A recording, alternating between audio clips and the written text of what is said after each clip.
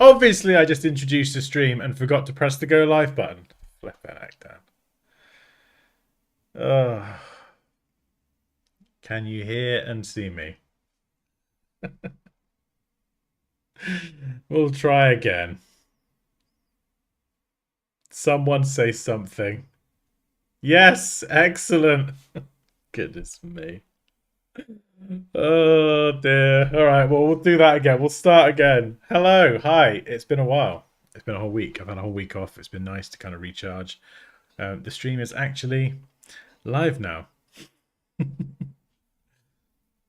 Yeah, no, it's nice to have a week off and just chill and actually not think about work all that often, which is a first for me. I haven't done that for years. So yeah, you can see and hear me. Okay, excellent. Fantastic. Right. That's so funny seeing as we were talking about technical competence, what, about an hour ago? Oh, dear me. Cool. So, how's everyone doing? Hopefully, you're all well. I know it does feel like that. Long time no see. It feels like forever.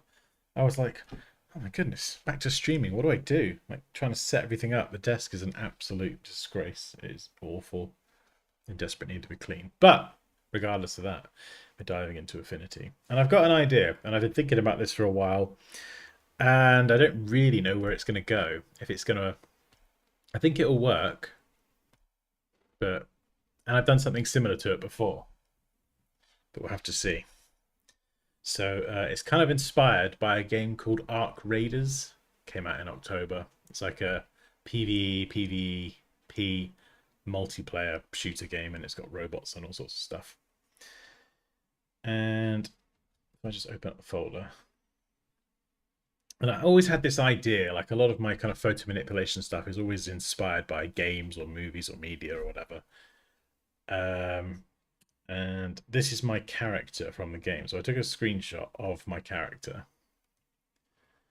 But obviously, you know, there's no photo mode in this game, so I can't like pose the character or whatever. And this isn't the angle I want. Like the idea I've got in my head is totally different. But that is the character. So what I was able to do was to upload this picture. This is just a screenshot from the PS5, and then get what was it? I think it was Nano Banana Pro to create a version of the character from behind. So this is the angle that I want the character to be. And I was able to say get holding a flare, and then that's the pistol from the game as well. So I had to get a separate image of a pistol and then say Nano Banana make the character hold the pistol. And yeah, so it's pretty insane. It's pretty impressive. So I'm going to use that as a photo as a starting point. I always try and generate them on plain backgrounds, so they're kind of effectively like stock images. I yeah, some games have like really good photo modes, and so you can like dress your character up. If it's got like a custom character, you can pose them and everything, get your angle, snap a photo, and then just work with that directly. But obviously, this one not the right angle. Just pretty low quality, you know, not ideal. So that's pretty cool. I was also able to get, this is one of the mechs that you have to fight against called Queen. This is the AI generated version, and just to kind of show you why I would use this is because, well, you could try and find robots and things on stock, but it's not going to be like from the game, if that makes sense. And then could you build this yourself? Yes, you could, I suppose, get loads of bits of metal and try and construct this. Oh my god, that'd be so tedious though. That'd be so tedious. Certainly not the kind of thing we want to sit on a 20-hour live stream as I build a robot from scraps of metal, which is doable, but just not really that fun. And you could draw this, you know, draw it from scratch yourself if you're a talented artist, but as we know, I'm not. So I'm a Photoshop tech person rather than a brush weaving ninja. So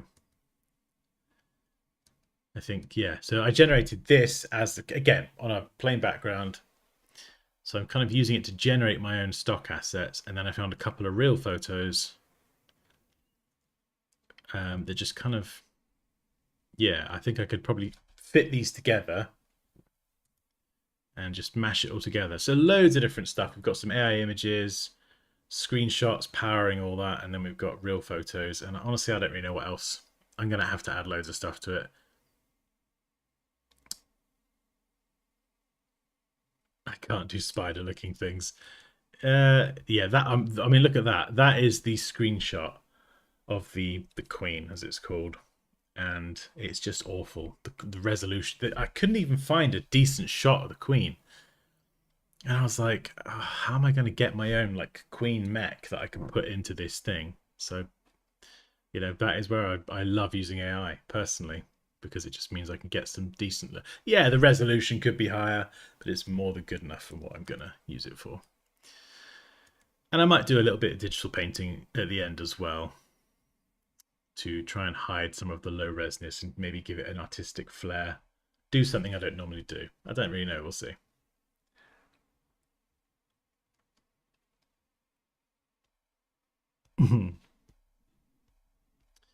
So that's where I've got to at the minute. So I think first of all, we need a document.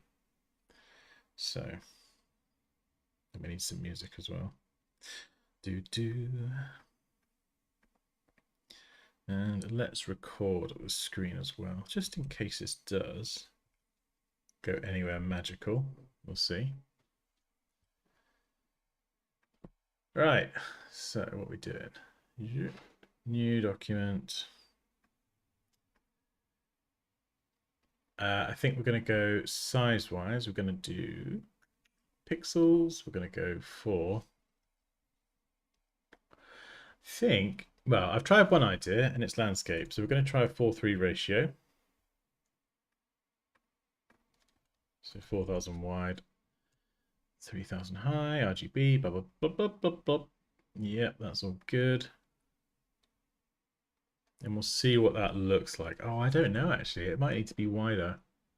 We'll get the images in. We'll have a play and we'll see what's cracking. So I've got to open you in Affinity. Now I'm going to use the AI cutter outer thing because it's just way better than doing it manually.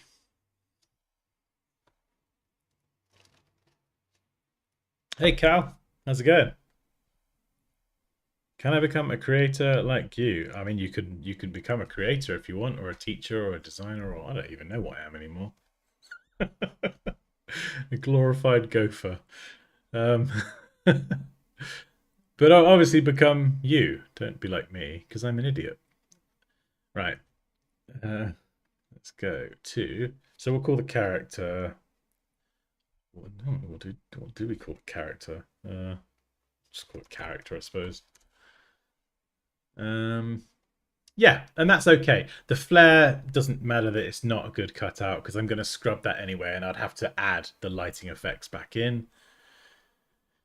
So, right, we've got character. So we copy and pasta that in there. And the main thing we've got to do first is compose the whole thing. Why do you keep opening advanced controls? Go away. And I need to make sure I stay in the Pixel Studio as well. So let's get the other images in now as well. Save this actually before I cock it up.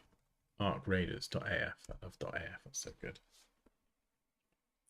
I think we're going to do photo manipulation by the looks of it. Right. So what other images have we got? Let's get the background images in first. This is always the most important thing with photo manipulation, is composing the scene. I know. I'm going to sound like a broken record saying this, but it really is the most important thing. I don't know if this is going to look better as a wide shot, like a panoramic shot, like really wide. I don't know. I'm gonna have to muck around with it in a minute, I think. So we've got that image there. We've got this one. We'll drop this in as well, and then I think, yeah, this one here, I kind of want to keep all the landscape. I'm going to scrub the lighthouse. So let's try let's try and do some quick selection magic, see if we can get it all. So I don't want sky, and I don't really need the lighthouse. This is pretty good, to be fair, as long as it doesn't muck up the edges when I mask it.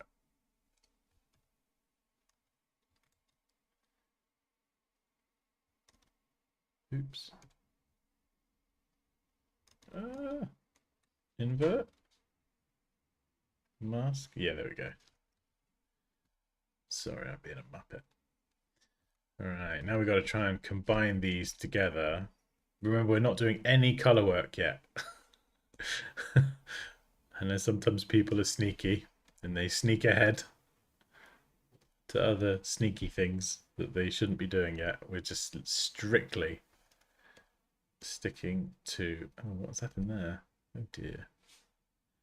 We are strictly sticking to just composing everything.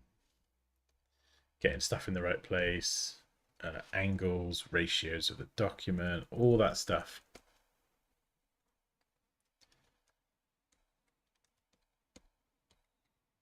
Right, yeah, there we go. Okay. So, character. What the flipping heck is going on? Pretty sure my character layer's on top. Affinity, what's going on? Why have I masked out the character somehow? Can't tell if that was me. I'm gonna blame Affinity here. Hang on. I'm gonna reboot it and I'm gonna see, because that shouldn't be happening.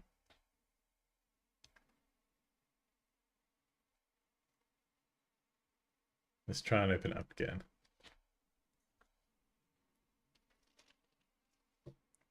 Yeah, I do find the masks sometimes are a bit sort of slow to update, and whoa, what the hell's going on there? Is that... Oh, no, it's me. I am sorry, Affinity, I owe you an apology. I think I started selecting and masking on the wrong layer. Yes, I am a fool. Let's try that again. Right. Selection brush. Let's go around. This is what I'm learning. I've been quite fortunate that I've not had too many issues, apart from odd little visual glitches and stuff. But I've started learning that I am usually the problem.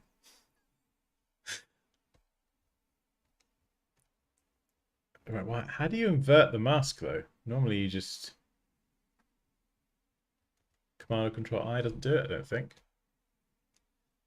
So let's make this fill the whole thing.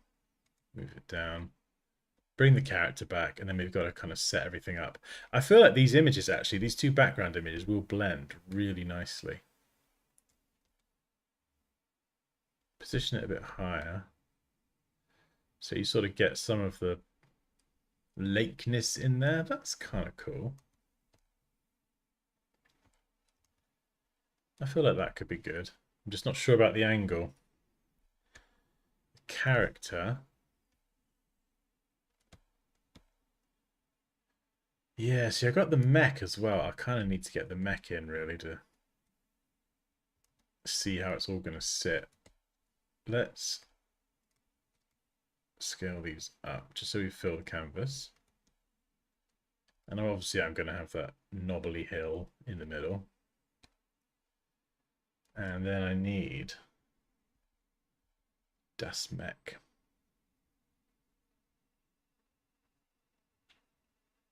Hey, Kerry. How's it going, dude? Have a good birthday?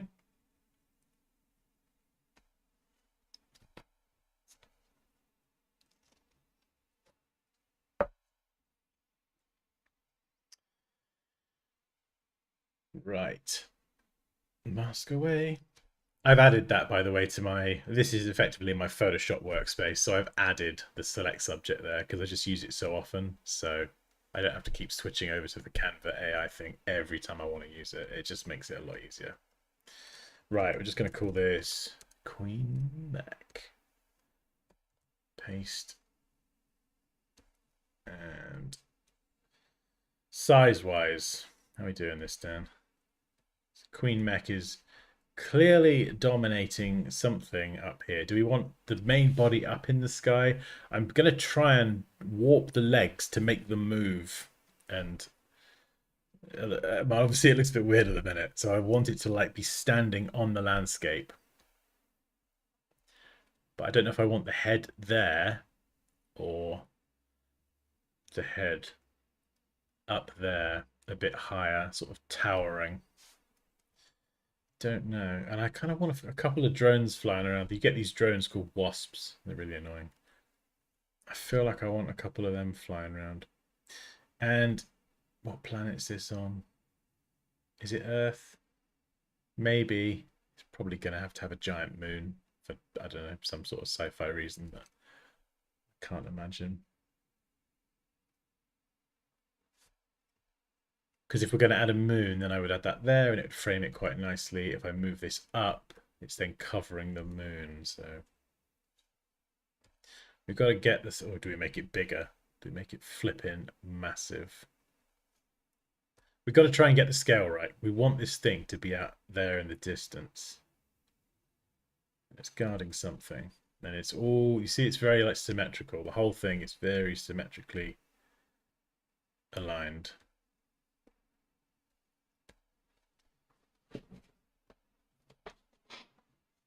Oh, is it in 4 days? Nice. Oh, happy birthday for 4 days.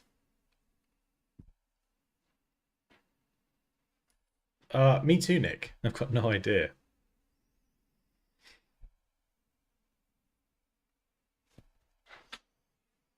I mean, I could just say happy birthday on the actual day, but I was just kind of getting it out there in case I forget. I'm covered. Landscape 1, landscape 2. I don't know. Should we stick with 4:3 or should we go 16:9?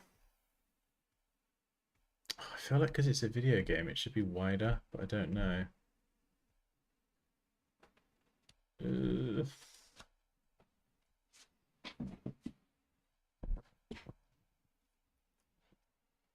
Yeah, something doesn't feel right about it the way it is now. Do you think wider? Yeah.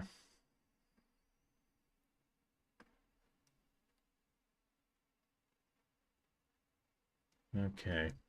16:9. Well, we'll just do a 4K resolution then. These nano banana images, they're only going to scale so high. So right, there we go. Let's try this. Scale this down. Oh yeah, that looks way better. Thank you. That looks way better. Yeah, because originally I had the image of having the character. You could see the full character standing tall with the thing, but I've actually done one like that already. I did one for a game called Helldivers, which again has a giant thing and then loads of little things, and so it's kind of like, you've sort of done that already, Dan. And then when I was composing this the other day, I just kind of was having a muck around with it. This is about as far as I got, apart from that I didn't add the mech. And actually sort of cutting off her bottom half, it just sort of framed it quite nicely. So she's sort of a bit lower, and then you can see the thing in front of her above her. So I wasn't planning on that. I was going to have her like be like this, sort of stood on this hill, like, haha, I'm ready to attack you. But once I actually framed it like this, I don't know, it just brings her a bit, it sort of focus, she's like the focus as well, but so is the thing she's looking at that's about to crush her mercilessly. They are tough. If anyone's played this game, they are flipping tough. I charged at one the other day with my axe. Didn't work out. I died. And then we've got to try and bring that a bit. Yeah, so we've got to kind of adjust the angle here so that we don't want the mountains off in the sky. You can see it looks really silly. This is probably one of the really underrated parts of the process, because if you kind of do get this first bit wrong, obviously on a fundamental level, if the angles are wrong and you then spend 10 hours retouching stuff, you can't fix the angles, you know. Yeah, and yeah, it's not even just depth of field. Like we'll do depth of field stuff as we get further into it, but it's like the perspective as well.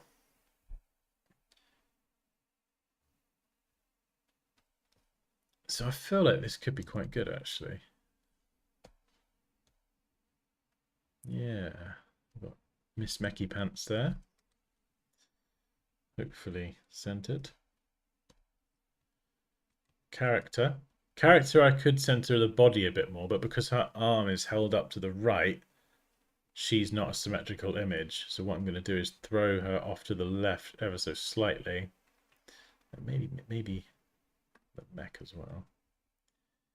So it gives the illusion that she is central, even if her sort of body central alignment is slightly off. I'm sort of doing it by eye here, but that looks about right. And this should look pretty cool as well. Maybe if I angle her arm, so the flare's going off, there's smoke coming out, and then you'll see the light coming through the smoke, which should look pretty sick. Unless I muck it up. Right, one thing to watch out for is these stupid lines that sometimes appear when masking. What layer are they on? Let's find out. Is it the mech? It's the mech, yeah.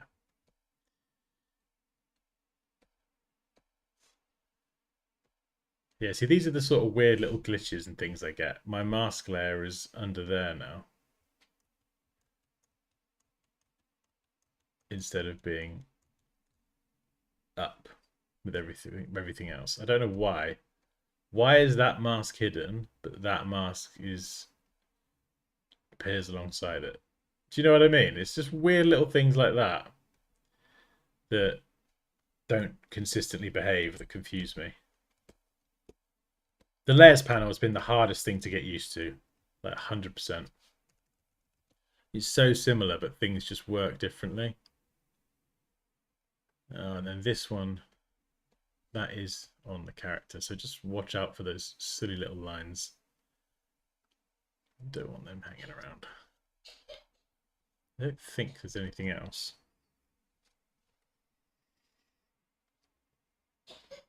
Yeah, really weird. I've had loads of weird things with layer masks. Sometimes they take 2 or 3 seconds to update. Sometimes I mean, yeah, like why that one's there, I don't know. Why is it not appearing alongside? That's what confuses me.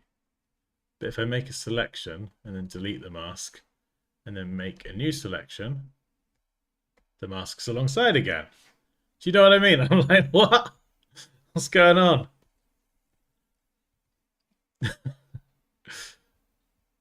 Considering the amount of time I spend using masks, it's like, yeah, I kind of need that to not happen. It doesn't take much to confuse me.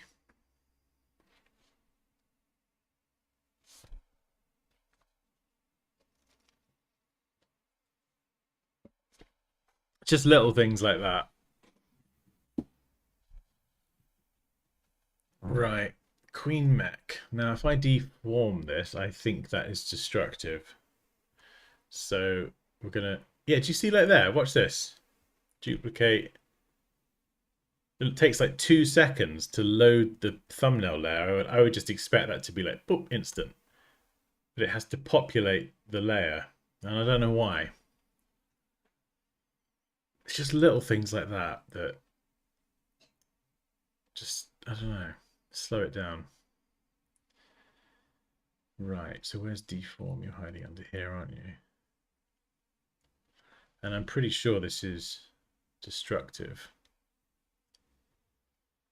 Now, do I want to do this with a mask? No, probably not. So let's rasterize this. I wish this was non-destructive like Photoshop's Puppet Warp, but it's not the end of the world. So we're going to have to add pinpoints where the legs are. So if you have something with limbs and things, then this can be good. Yeah, Wow,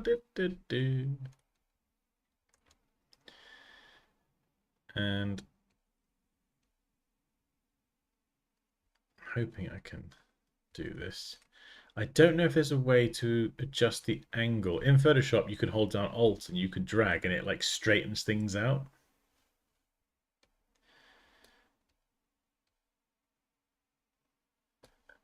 But I don't, and I suppose you could do it manually like this by adding more pins. So the back legs here, this is where it could get really tricky. Ah, yeah, we don't want to stretch things out. Yeah, so I think someone said this a minute ago. The back legs, I'm going to mask them out. Rather than start mucking around deforming them, if I mask them out so they're going behind the mountain, it will make the whole thing look more stretched out. Pull that one down.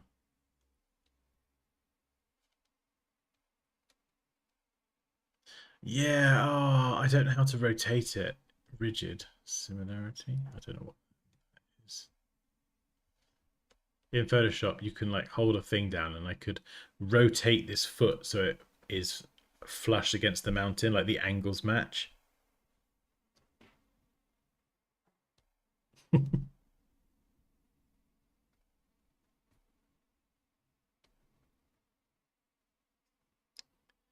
Blue lines and dots.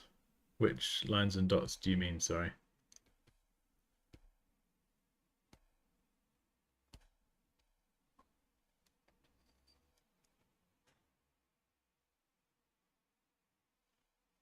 We might get to digital painting. We'll see. We'll see. First of all, let's just take our queen. And we're just going to see how it looks, getting it behind the hill. Notice we're not doing anything to do with effects or blending or compositing or whatever. We're literally, this is still level 1, stage 1. Just making sure this idea isn't silly and it is actually going to work. That thing is flipping huge. Now with the feet,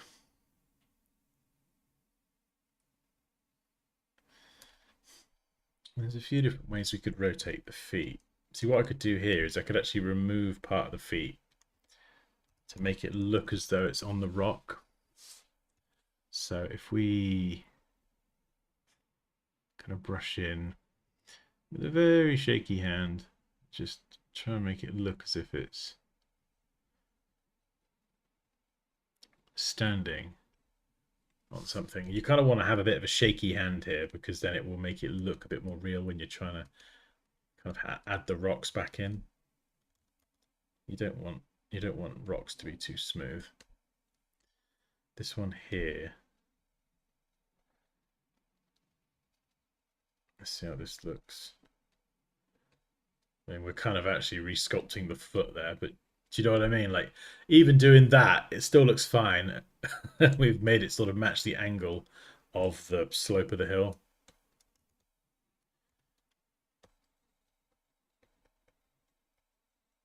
So this is why when I teach this stuff in courses or lives or whatever, I'm always absolutely adamant that you never run ahead. Don't rush and start charging into effects. I know it's tempting, but there's a good chance you'll muck it up because I've done it many times.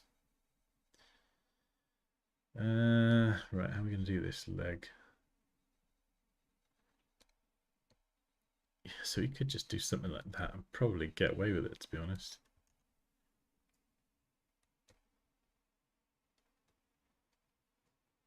I mean, I could always brush in some more mechiness if I need to.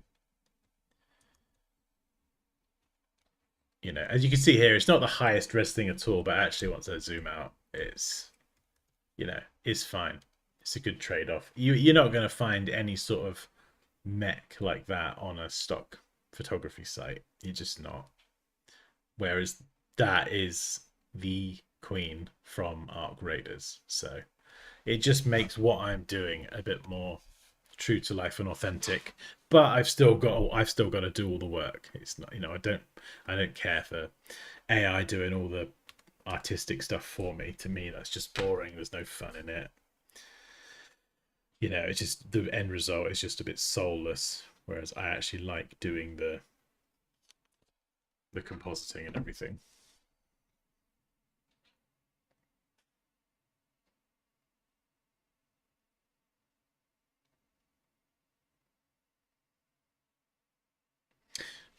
Yeah, pretty much. Photoshop, Illustrator, InDesign equals Affinity. Yeah, pretty much. That's the biggest thing that sold me on giving this app a go and why I started a second channel. Because they rolled all three of those apps into one. And I've been wanting Adobe to do that for so long, merging Illustrator and InDesign, and just I've always wanted that just one app that just does all of it, and this is proof that it is possible. I think they've obviously got to fix a lot of the bugs and stuff and refine it, but the fact that it's here and I'm able to just stay in one app now is flipping lovely. It's really nice. And it's also nice for people learning as well, because, you know, whilst it might.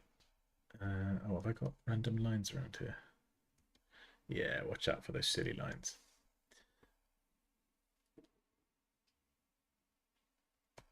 Whilst it might look initially intimidating, actually once you get used to switching between the different workspaces, and they're not that scary. It's just the tools that change, and you don't need all the tools anyway. It's just going to be so good for designers who want to just kind of get into this, use it for free. Yeah, there we go. These weird little lines that pop up, and you know, just start creating, making stuff, and it is really good. It's really, really good. I'm very used to the Adobe stuff, and you know, whilst I think Photoshop and Illustrator has its fair share of bugs, um, the rest of it's pretty solid. Whereas I feel like Affinity, this version is very new, so it's obviously got like bugs and things that need squashing and smoothing out a little bit.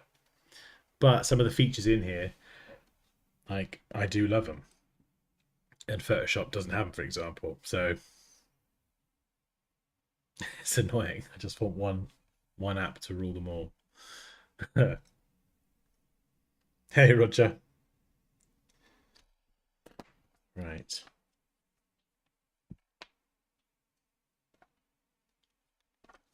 Okay. Let's get some music on, actually.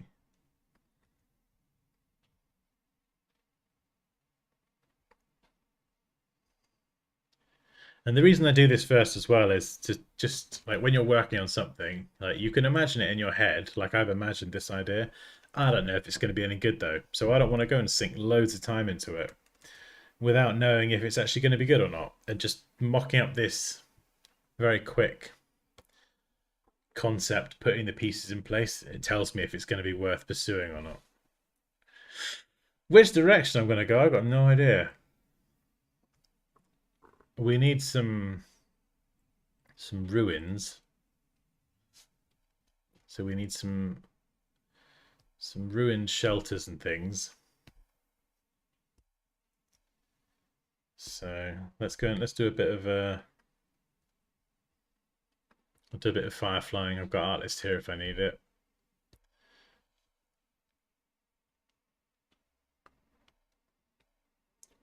Describe what I want. Ah, see, this is what I. How do I get to the? Yeah, there we go. Okay, we're going to use the Pro because it's just better. And I've got a picture. I grabbed this just before of a wasp. It's a little flying drone.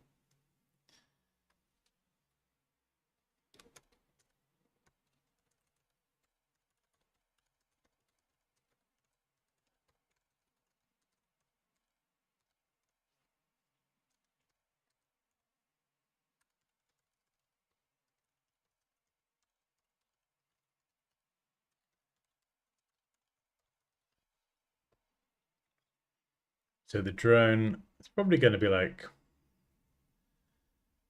a square shape, I think. And we'll see what we get.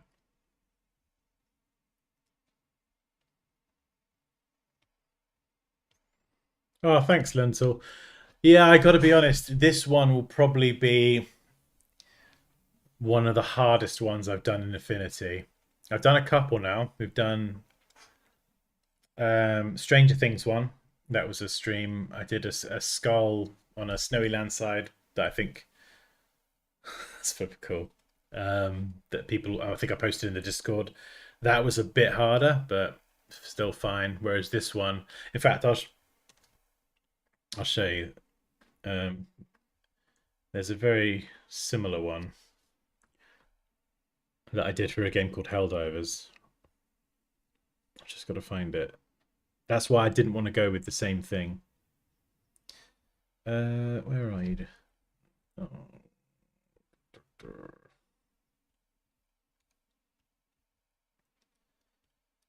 It's here somewhere.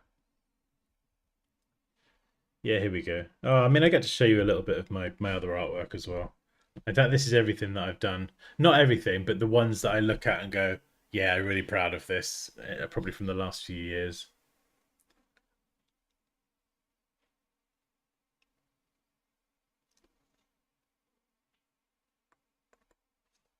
Just opening Photoshop.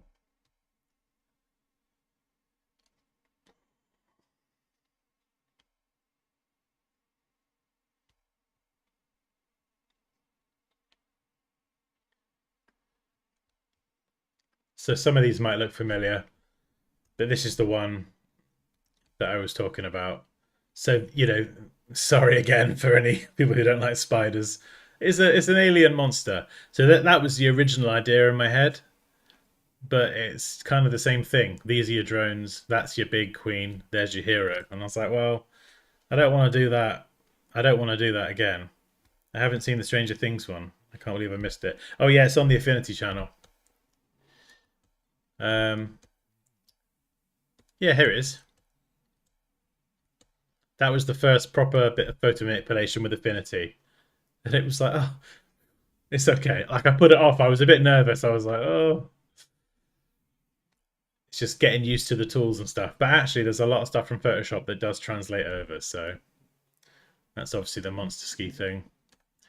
The hardest one of these, I think the hardest one is probably, I mean, this one took 30 hours. It did not look like that at the start, but this one was pretty challenging. That was pretty tough. Just layering out all the smoke and the buildings and stuff. But yeah, so that was the idea. So we're going to do something different now. Um, but like I said, we've got to match the angles. So yeah, obviously that doesn't match that. That's like a top-down shot. So I kind of need them flying around. How do I? I'm so terrible at prompt writing. So now I need to go and edit this, but then what do I? How do I change the angle so it's flipping heck? How do I describe the angle?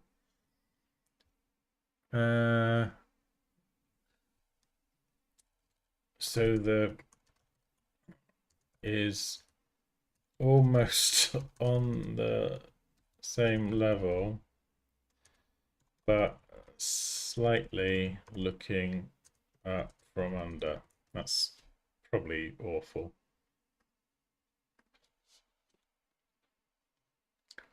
Front view, yeah. I actually don't know. I'm trying to just look at this and imagine it. I want to have a few of them flying around because they're really irritating when you actually play the game. I love that it's got my character in there. I spent ages playing it to get this black and yellow kind of wasp style armor set.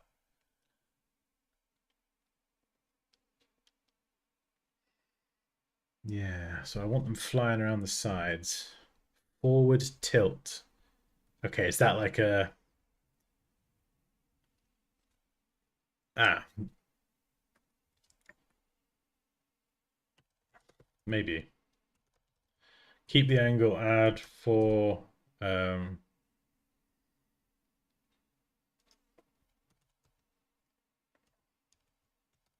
I don't I don't know what they're called. My brain's escaping me. Propeller blades.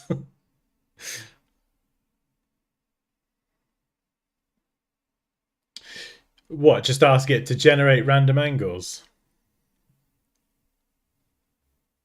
Yeah, propeller blades, turbines. I don't know.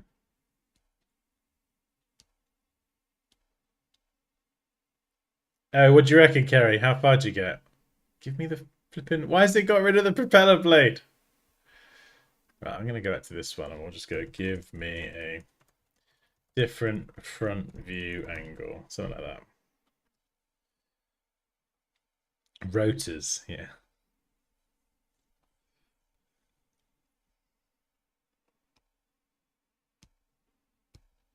Oh, you're diving in. Nice. Okay, you're gonna give it a go.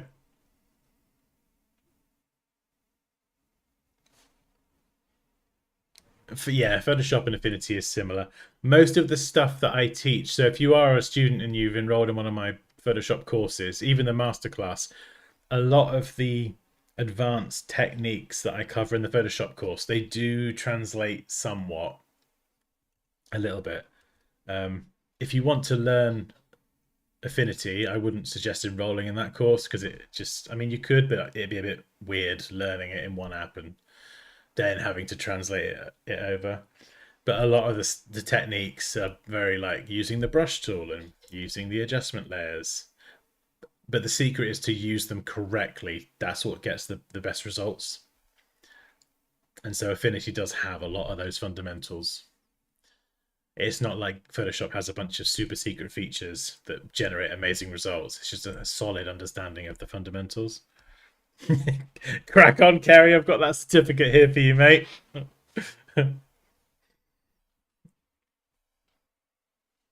Have you played Arc Raiders, Kerry?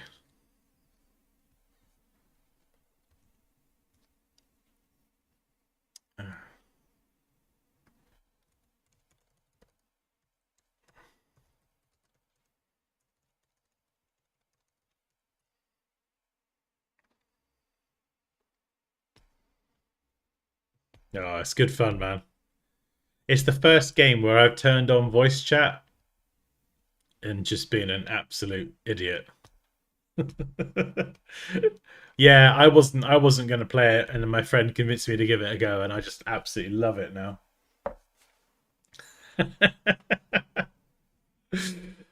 Oh, Andrea, you'd find it flipping hilarious. I'll see if I can. Oh, I don't know if it would.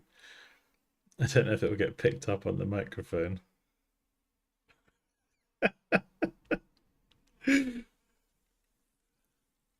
Oh, mate, honestly, yeah, it's so funny. I'll see if I can find the video.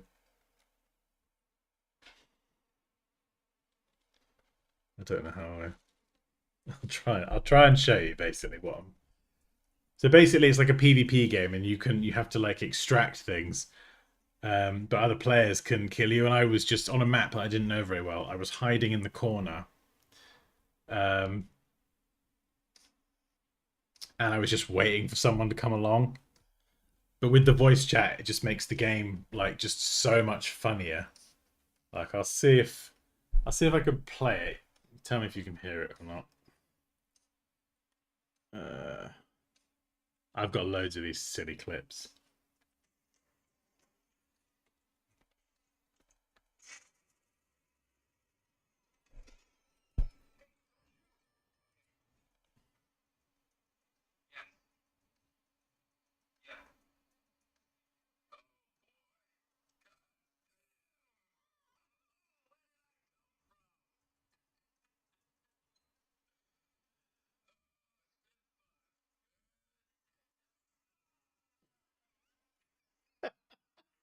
I don't know if you could hear that or not, but oh my goodness, it's so fun. It's so fun.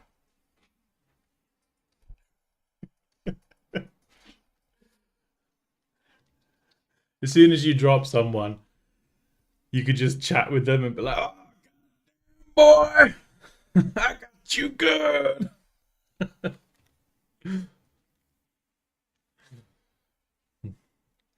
It's so funny. Some of the oh, you couldn't hear it. Oh, I'll stick it in the Discord. It's so funny.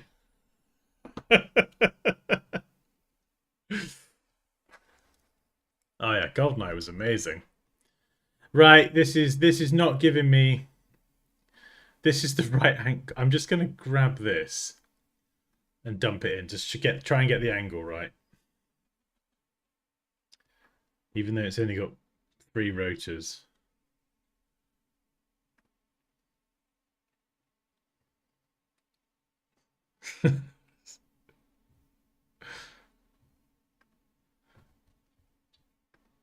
Honestly, Kerry, that's probably the one game I would stream somewhere because it's one of those games that like people will be nice to you and then they'll betray you or they might be nice or whatever or they just laugh at you or some people are abusive, but it's the game where you can have a lot of fun with it and just go like one match I was running around going hello, is anyone there? I'm a little bit lost. Could you show me the way to the exit?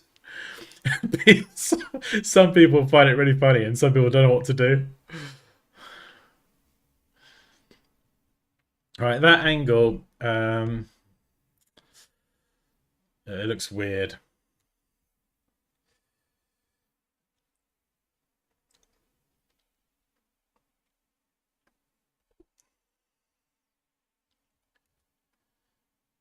I hope I can do this. I don't want to spend ages doing this.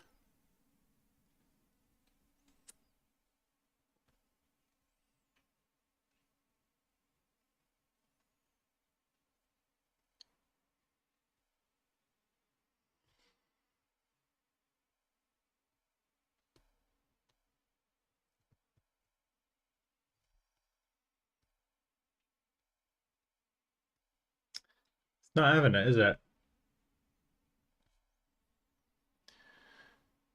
All right, let me.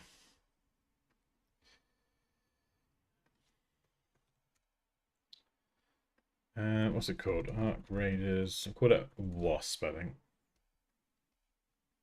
Oh, yeah, but here we go. Hang on. I got some better angles. I use these. I'm just looking for pictures of the Wasp. Oh, there's a Hornet as well. I've got all these weird names.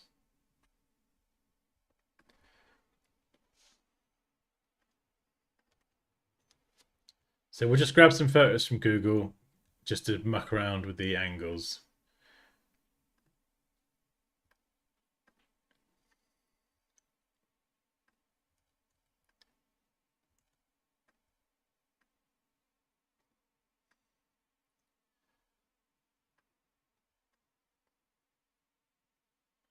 Could that be the right angle, do you think?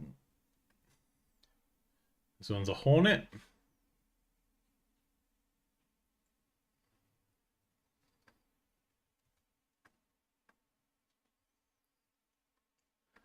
And we could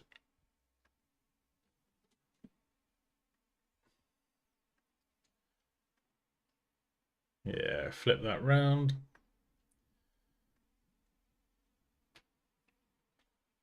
This could work, right? Couple of them in there. What else is there? There's a leaper.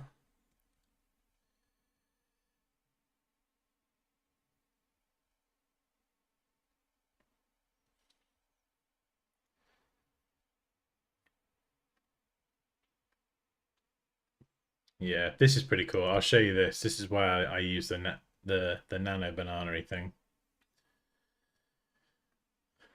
It's so hard to find a decent shot of a leaper robot. This is the closest thing I got.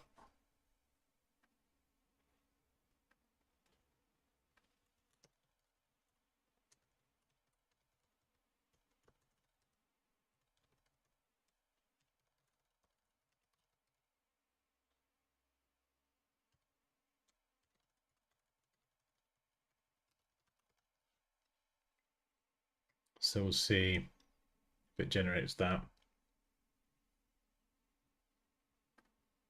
I think this should look pretty good. This is still step one. It's still step one. I need to get a t-shirt printed with the 4 main steps.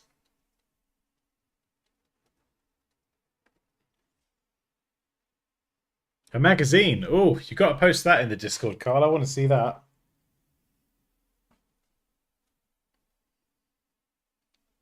No, yeah, Kerry, behave yourself.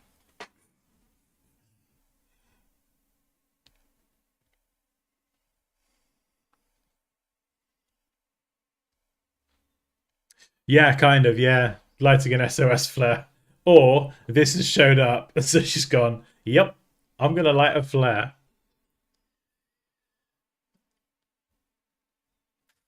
Um,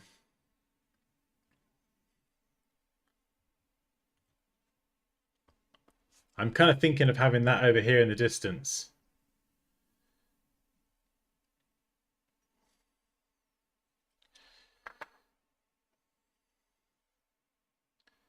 Make the blue light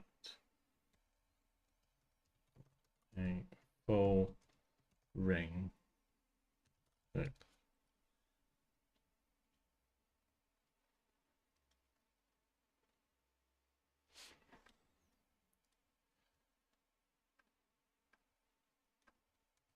Yeah, I think the angle might be all right actually, and he'll go off in the distance.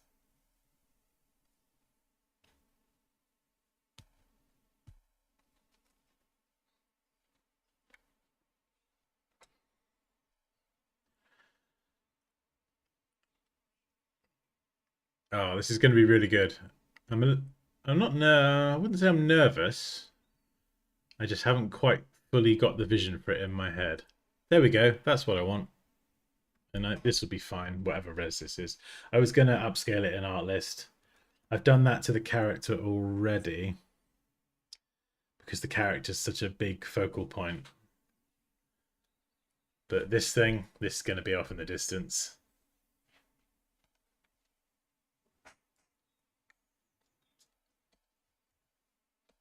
Right, Leaper. Let's get you in there. Oh. And it's pretty big. And we're going to pop it all the way over here. Oh, wow, she's got a big problem.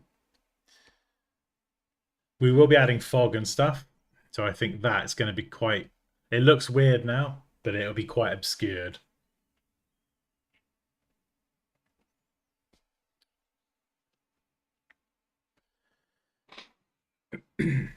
And these ones, we need to upscale them.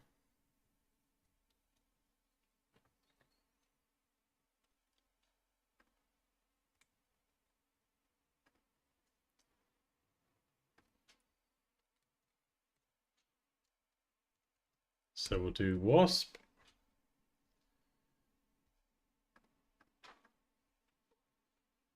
And we'll upload that as a reference image. Ultra realistic mech drone on solid grey background. We're going to do the same thing for the other one as well. What's it called? Hornet. I think this is going to work compositionally, so there's no point generating AI stuff or finding images or whatever it is if you don't even know if it's going to work. So we'll tick that box first.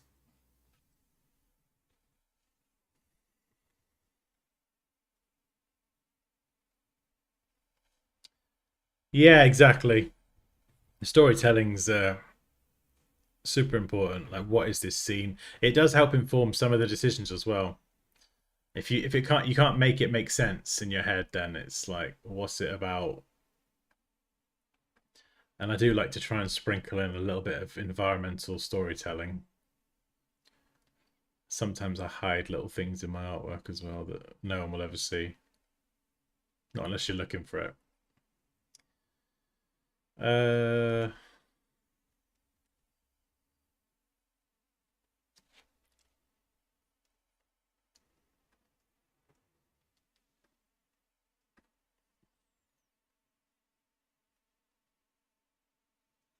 Right, what's it called?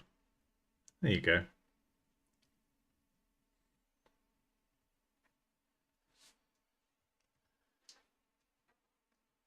So we got you in here.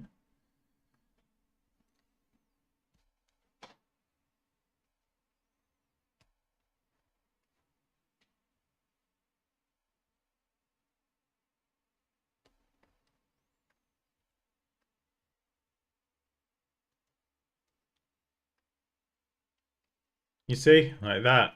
That's that's one of the uses of AI that I do really like, especially for this kind of stuff.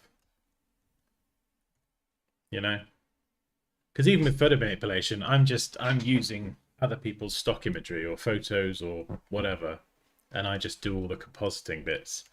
Or you could be using like a 3D model and exporting from Blender. But to be able to have that recreated to look better, it's flipping cool.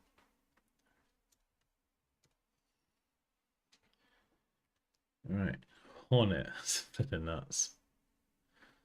Download, thank you.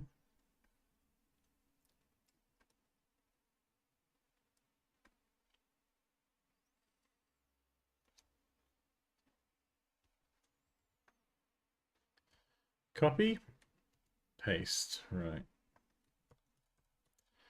Hornet.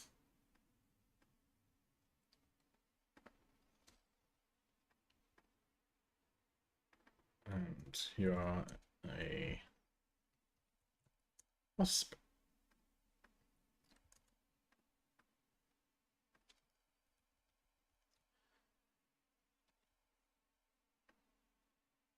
I don't know why it does this. It does it in Photoshop sometimes as well.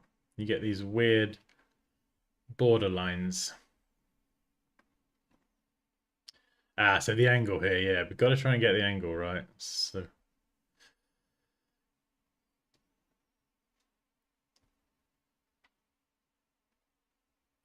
I think this will be good. We've got to get rid of these weird lines. So we're just going to go into the mask with the brush tool and black. Just brush away all this stuff. You don't want to be finding that later in the process. And this is still step one. Just to reiterate that. We're on step one.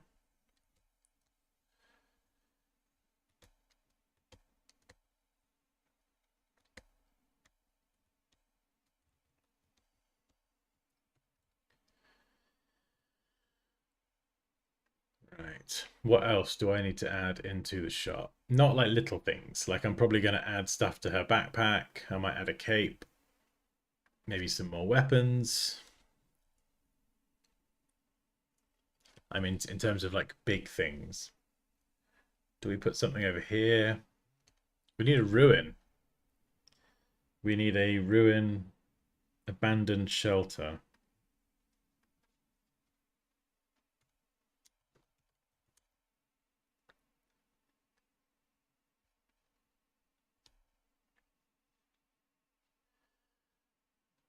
So let's go back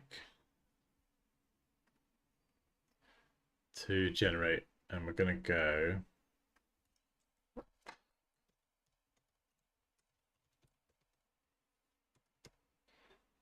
ruined structure, building structure that's been long abandoned and years later turned into a makeshift shelter.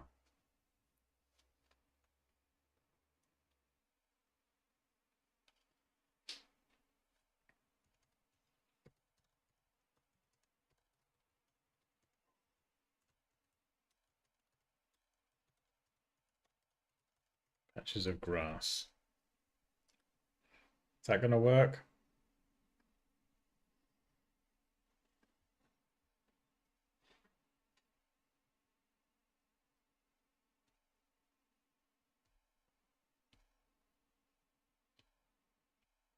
100%. Yeah, if you're going to do this sort of stuff, don't use imagery that looks low quality. It'll just, if you have like 3 images that are decent resolution and one image that is super low res, oh my god, it's like the first thing I see. It's just the blur of pixels. That's pretty good actually. So we'll have one of those. Big.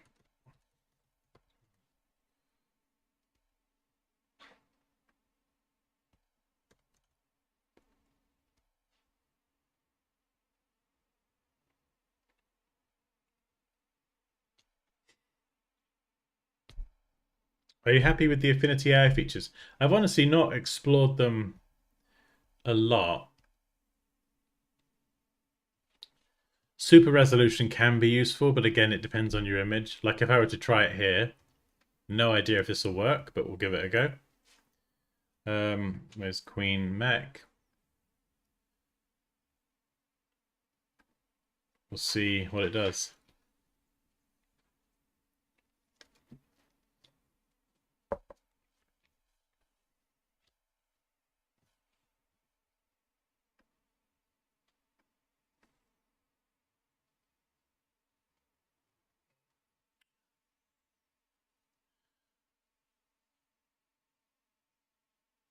So I don't know. It sharpens it and makes it look less pixelated.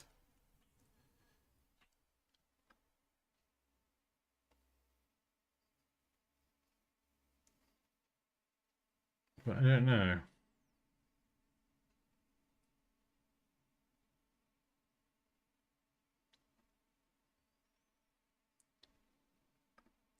Might leave it on that one. Let's try the character.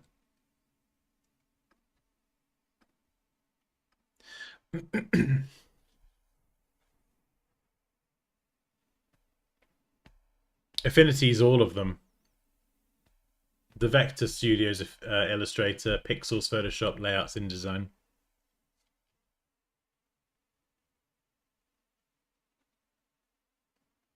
Is it worth downloading? Yeah, 100%. When people say, "Is it? What do you think of Affinity? Is it worth looking at?" Like the easiest answer I can give is that, like, it was enough to make me start an entire second channel, just because they merged it all into one app. If it wasn't good, I wouldn't have bothered starting a second channel.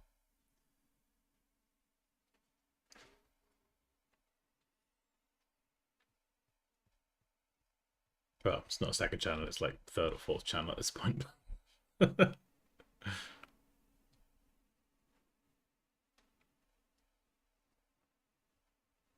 it's taking its time.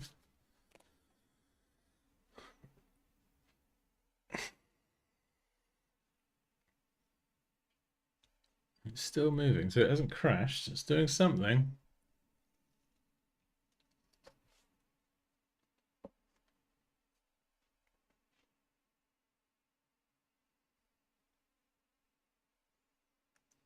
Flipping out, what's it doing? This better be some super resolution sampling that it's working on for it to take this long.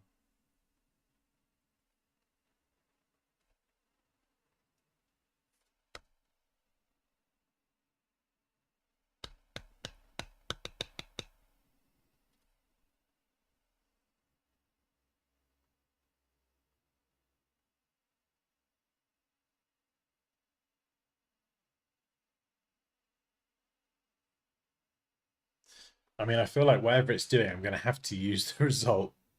It's put so much work into it.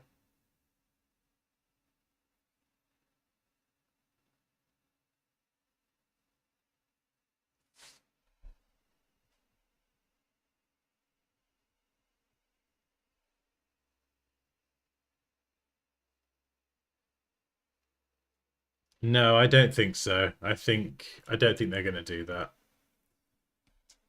I would always be cautious with big companies because, you know, those sorts of tactics have been used many, many times. But I think when you come out so publicly and say, hey, free, not just free, if they came out and said Affinity's free, I'd be like, maybe. But they didn't. They made a very, very big song and dance about it being free forever.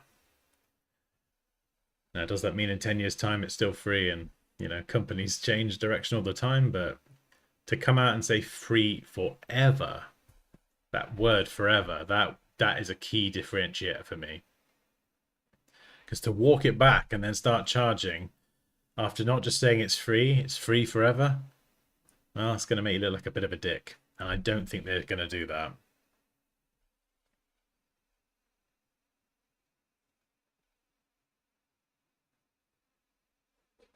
I'd like to think not.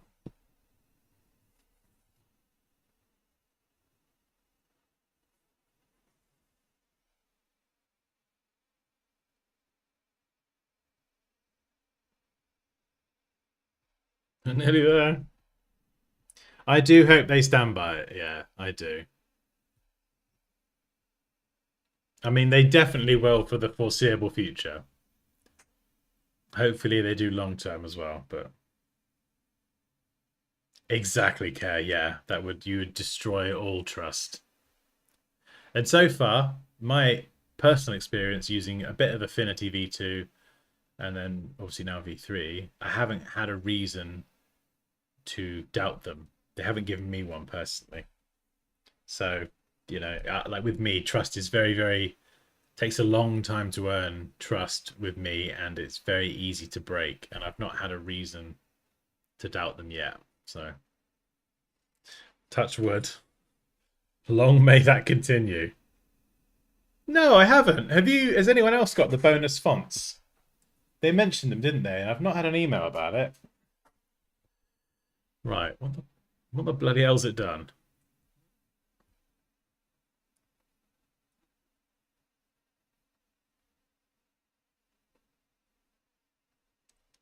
Is that sharper?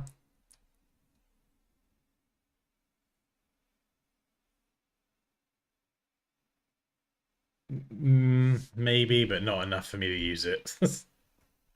It's fine. I gotta be honest. I think with this one, I actually really do want to, at the end, go out my comfort zone a bit, and I want to. I'm gonna have to draw in loads of hair, wispy hairs, anyway. And I think I want to go over and I'm gonna actually add my own, paint my own highlights in, and do a bit of digital painting because it's not something I usually do. But I feel like a lot of the photo manipulation skills could cross over into digital painting. And so I'm going to very, very slowly and cautiously stick my pinky in the water. Dip me toe in the pond, as it were, and give it a go. Right, I think we just need some structures now. In fact, where is my structure? Yeah, there we go. We've got some people outside as well, which I don't want them. That is exactly what I want, though. Remove the people. Keep the structure the same. Remove the people.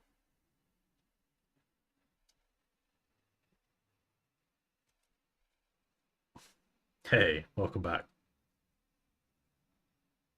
How much is Canva AI? Oh, I don't actually know. Is it 9 quid? 12 quid? I don't think it's more than 15, but someone will probably have an answer. I'm talking monthly, the monthly cost.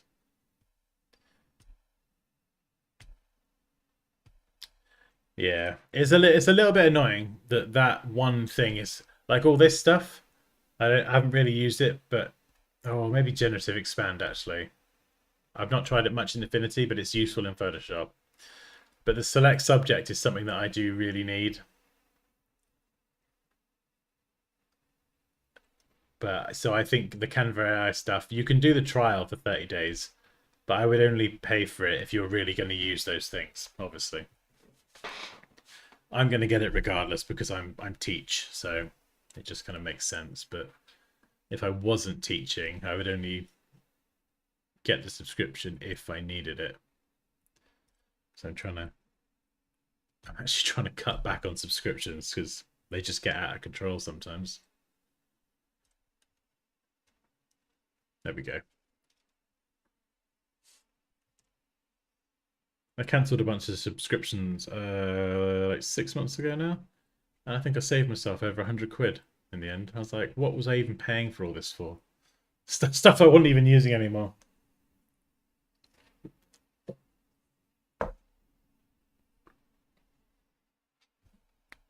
I'm sure many of you could probably relate to that. It's like, oh, I don't actually need this. Right. What am I keeping here? Maybe a bit of the sand, because I could blend that. Get rid of... Actually, no. No, we'll keep this. We'll keep this. We'll try that. And see if I can find a home for this thing. In fact, you would fit perfectly here. Oh, flipping brilliant. I wasn't sure what to put in that gap. It just feels a bit weird. But do the angles match? I don't know if they do. I might have to...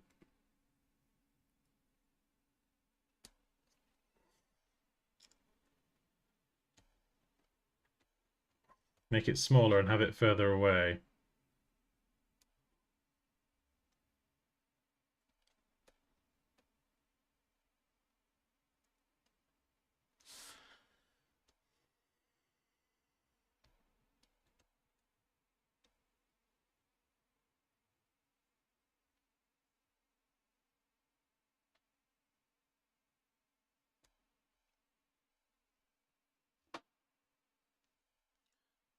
I think the best way to test this is actually to get rid of more of this around the outside.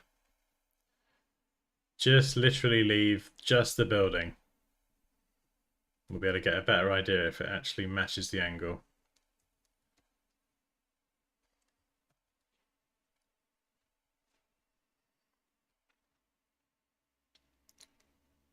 Does that work?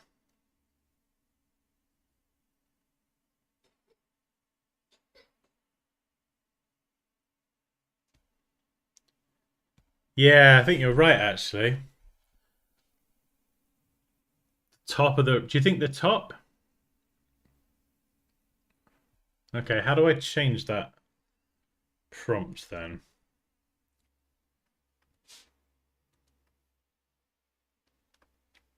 Let's try the other one.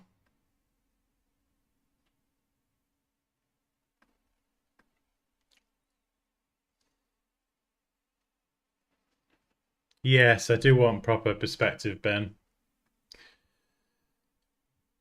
Yeah, that's way too wide, isn't it? What about this?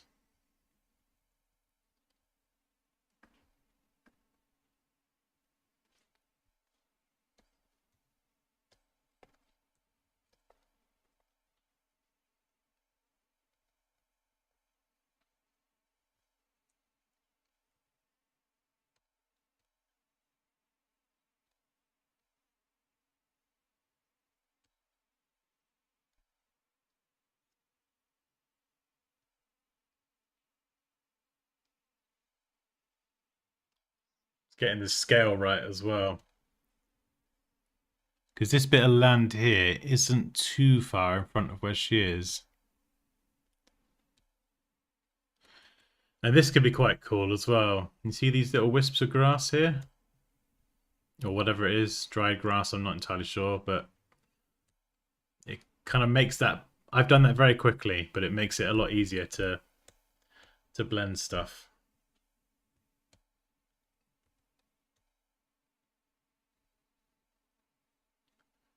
Okay, so maybe that could fit.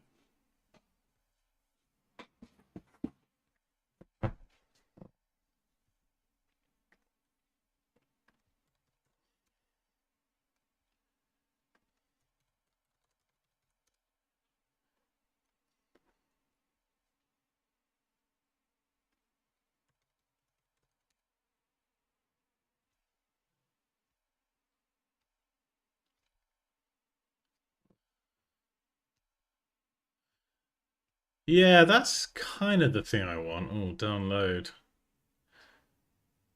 I was thinking a bit really cheeky. Should we be cheeky? We could right click, we could copy it, and then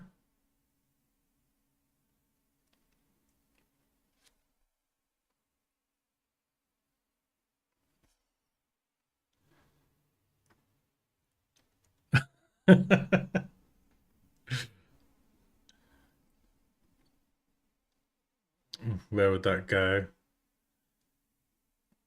I mean, I don't want to pay another subscription. I don't want to pay for Unsplash Pro. I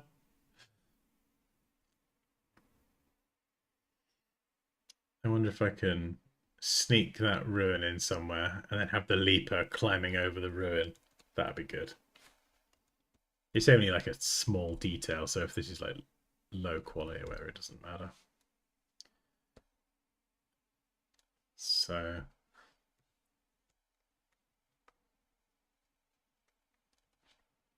let's just see how it looks.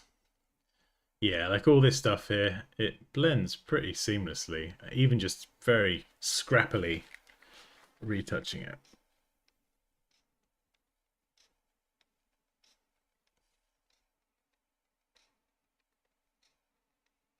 Yeah, like I'm doing a pretty sloppy job here, but it once you've got all the different colors and landscape and bits of rock, it kind of blends together. And then we've got the leaper.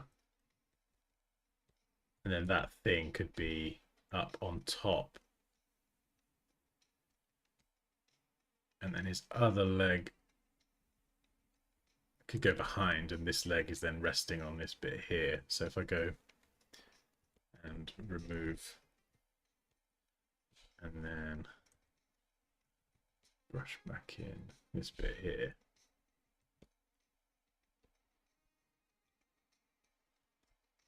And this one,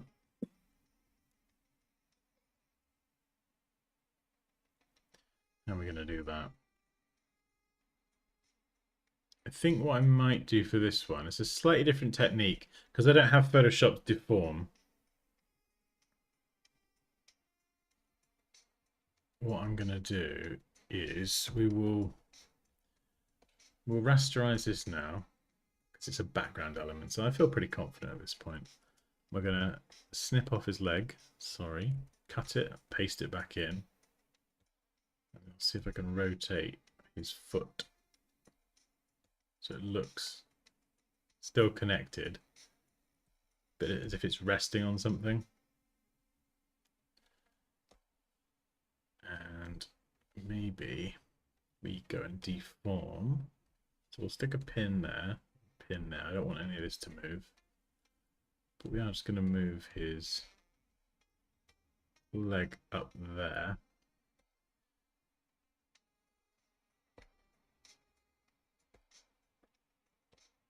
Didn't work, did it? Try again.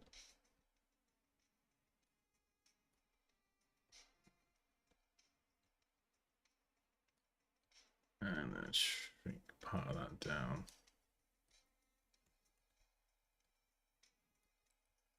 So it looks like the leaper's actually resting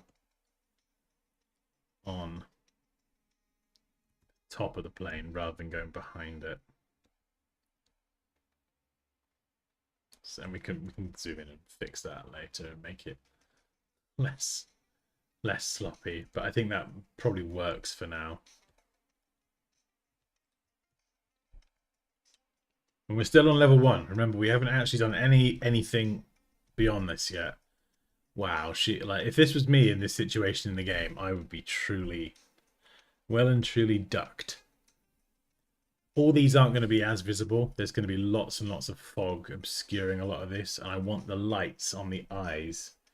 So the red here and the blue, I'll probably change that to red.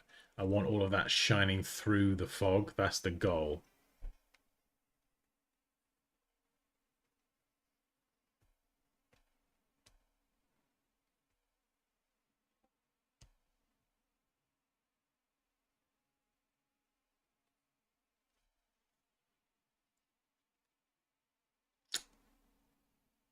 Anything I'm not sure about is this little shack over here. But she's going to 100% be the focal point, and the smoke, the dramatic smoke, all these things are going to be very, very obscured. And then this one here, yeah. So let's try. I think that'll do for now. Let's try and yeah, look. So because of this, I very carefully chose this image with the rock and the grass because it's just rock and grass kind of intertwined. So look at this, even using a soft brush, which is normally a bit of a no-no. It's very naughty. You can just very lazily brush some of this in. Maybe fill some parts there. Yeah, so just let the sand flow into that crack.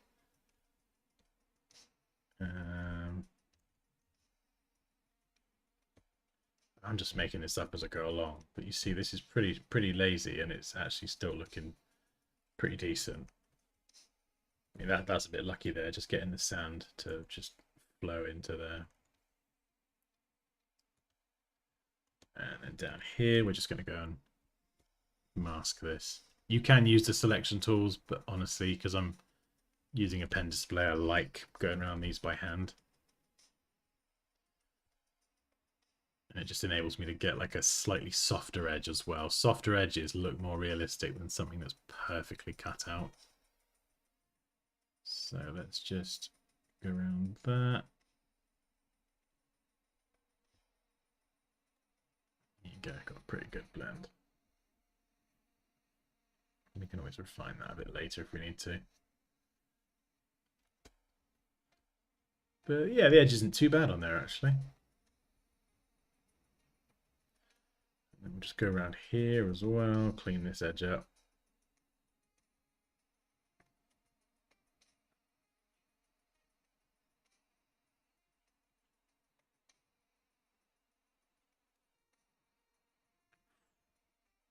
Boom.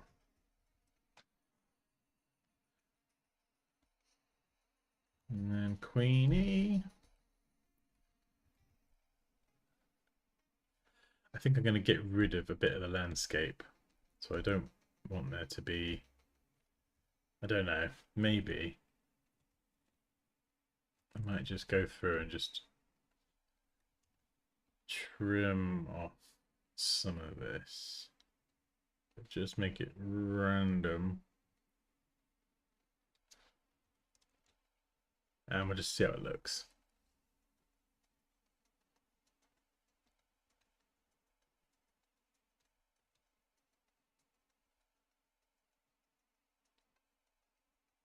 But yeah, we've been going for a good hour and a half now, and we're still on step 1. And these are the 4 steps that I just constantly go on about. I teach them in my Photoshop courses. The masterclass goes a lot more in depth with it, but the first class course introduces you to it. And they're just fundamental. Like I use this sort of same system for every single project now. And it sort of developed naturally because I just kept making the same mistakes. Kept going through the same process. Like, ugh, why is this one harder than the last thing I did? Oh, right, I'm doing it like differently with a different process. I feel like this wasp needs to be a bit smaller. Yeah, there we go. We need them to just have a little bit of a rebalance. The wasps are a bit more annoying and less threatening than the hornets. So Mr. Hornet Pants over there can be slightly bigger. Or maybe we do something and we put them both together.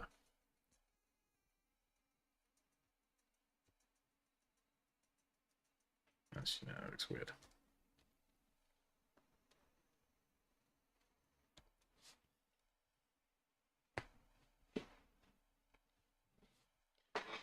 She will beat the robot with a flare. No, I think she does have a 1-round pistol. I don't think she's going to beat it with that either. I think the flare is kind of a mixture of like, ah, shit, I need help. and help. It's cool. It almost looks like she's just given up. And she just resigned the fact that, like, this isn't going to be a good run.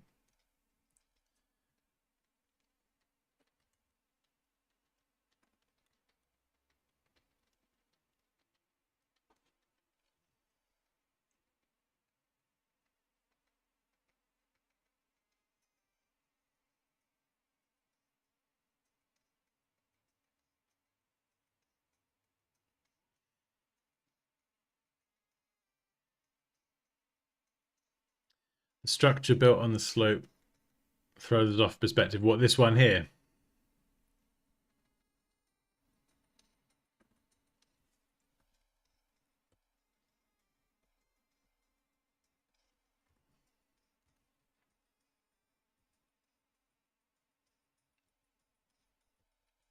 Disabled alignment. Do you mean like snapping? It'll be up here. There's your snapping options.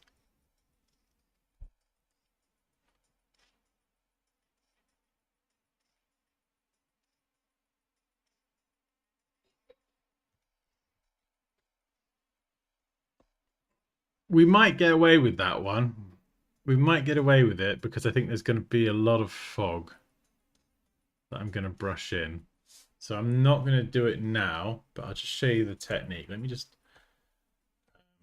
label everything. We'll call that shelter, and then sleeper foot, I guess. Leaper foo. Leaper foo. Plain wreckage.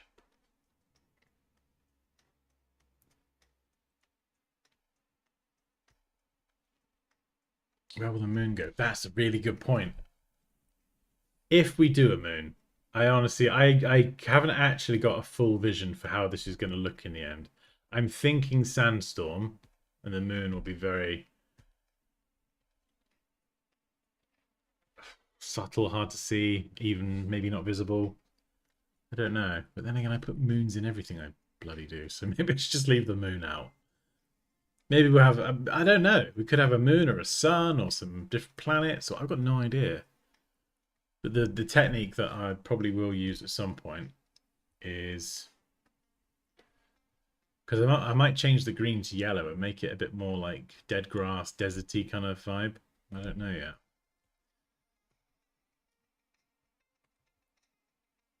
But the technique is something like this. So I'll just show you really quickly. Empty mask, soft brush. Let me go like 3% on the flow. And you do this obviously with a lot more care, but you can build up fog and like atmospheric effects. So like over here, you'd brush in a bit more.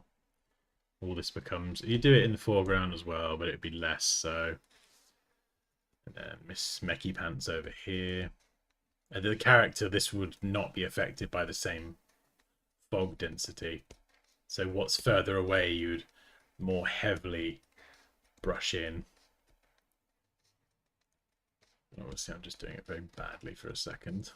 But you can see it just makes everything that's really far away just a lot more obscured. So that's kind of what I'm envisioning for the final thing. But then you'd have that red light on the eye blasting through the fog. So it would kind of almost be maybe even less visible than that. Like really just, okay, maybe not that much. But then you'd just be able to see this red light.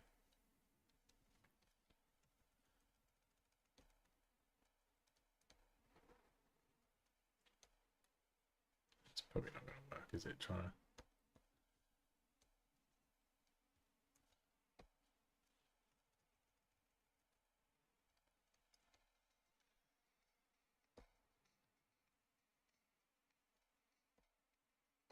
Just did it on the same layer. But yeah, that's the sort of thing that I'm thinking in my head, but until I kind of really get into it, I don't really know. But I feel like the pieces are there. I feel like the main pieces, even if we do need to change the angle of the, oh crap, dropping the pen everywhere, the angle of the shack. I mean, we could muck around with the perspective, I guess. We could muck around with that and see.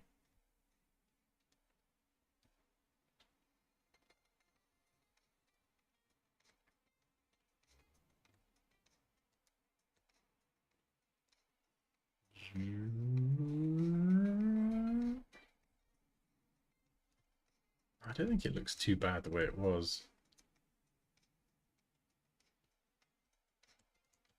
It's kind of leaning in a little bit, so I guess we need to just pull it out.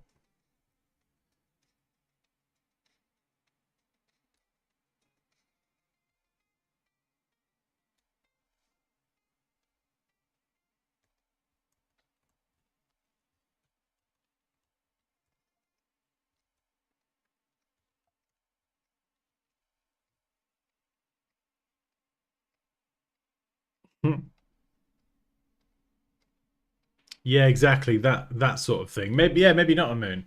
Maybe the sun. I want there to be like yeah, I'm thinking sandstorm, but I don't know. Yeah, like some haze. Yeah, like June actually. That's a really good June poster.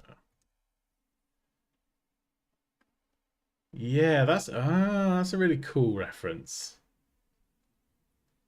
Yeah, I mean we could even go ultra stylized, something like that. This is cool as well.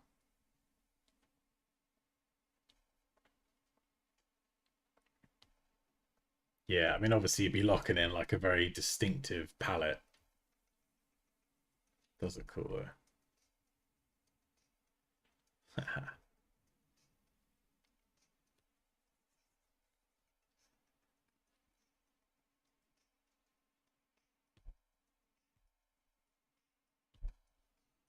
Yeah, that'd be so cool. Maybe we'll see. Let's we'll save that as a reference. Actually, that's a really cool one.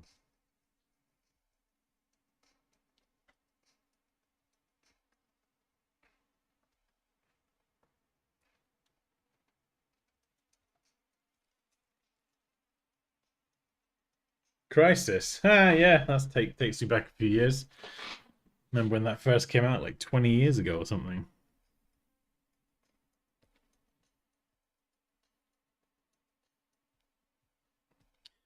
Right. Let's start trying to balance stuff. So the first thing to do is we need to add an adjustment layer that is HSL. We're going to desaturate everything. And this is where we need to balance the shadows, the midtones, and the highlights between the different images. So we're stripping out the color, and this enables us to balance them effectively. So here you can see the leaper is like super black. This thing here, we've got highlights, we've got midtones, we've got dark shadows. And then for this, we have highlights and we have midtones, but we don't really have any dark shadows. So these two images, the Queen and the Wasp, their exposure isn't correctly balanced, and we've got to take care of that. Same as her. She's got a few shadows and maybe a couple little highlights, but she's just mostly mid-tone grey. So what are we balancing to? I think we're going to balance to the landscape here, the foreground. This is like the most prominent one. So some of these fit pretty well already. I'd say the Wasp is pretty well balanced to that. And you know, the landscape, it's got some highlights, some lighter areas, it's got some midtones, it's got some dark shadows. Shack, on the other hand, could do with a bit of a rework. So we'll start with the character. We'll go here. There's loads of different ways you can do this. I'm going to try levels actually, because Affinity's levels is slightly different. So if you're used to Photoshop, this looks weird. In fact, was there a histogram before? Yeah, it's just slightly different. So the black, this is like your shadows, your midtones, and your highlights from Photoshop. So darkens, lightens, and then your midtones will be the gamma. And we're going to add this, make sure it applies just to the character. So we only want to adjust the character. So let's just reset that a second. So what we need to do is we need to darken some of the shadows and bump up some of the highlights. So we're matching the character here and everything else we're going to do. We're matching to the landscape. We could just muck around with the gamma a bit. Something like that. And if we turn it off and on, before, unbalanced, better balanced to that landscape. Does that make sense?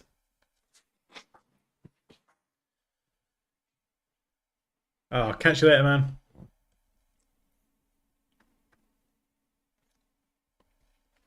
Yeah, so hopefully that makes sense. And then what we're going to do here with the queen is something similar. So we're going to add levels. You can do it with curves and exposure as well, but actually no, not exposure, just curves or levels. But it's good trying levels out because it's slightly different in Affinity. It looks a bit different. It can kind of throw you off at first, but it's very similar once you get used to it. So the queen, we need to darken. I mean, look at that already. Just by darkening that, you know, there, it's just a bit washed out. If it was even more washed out, it would look like this. So we're going to just darken parts of that. Highlights. I don't think we really need to push that. Maybe the gamma a little bit. So we could brighten it. So before, I mean, you can see the difference. Before, this is a good point to focus on. Look at the difference here. Landscape, super dark, and then the leg here is just totally different. And then we darken it down so it all just blends a little bit more.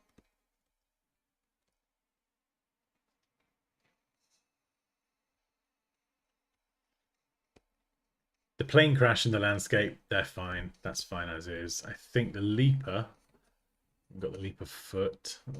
Let's just merge them. We'll roll the dice and merge them together. Merge selected, yeah.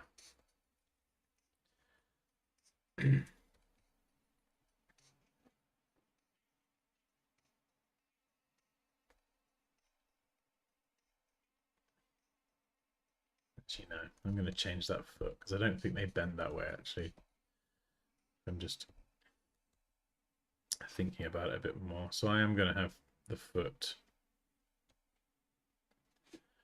go like that. We'll merge them. We'll call it a leaper. And then we'll add a mask and we'll just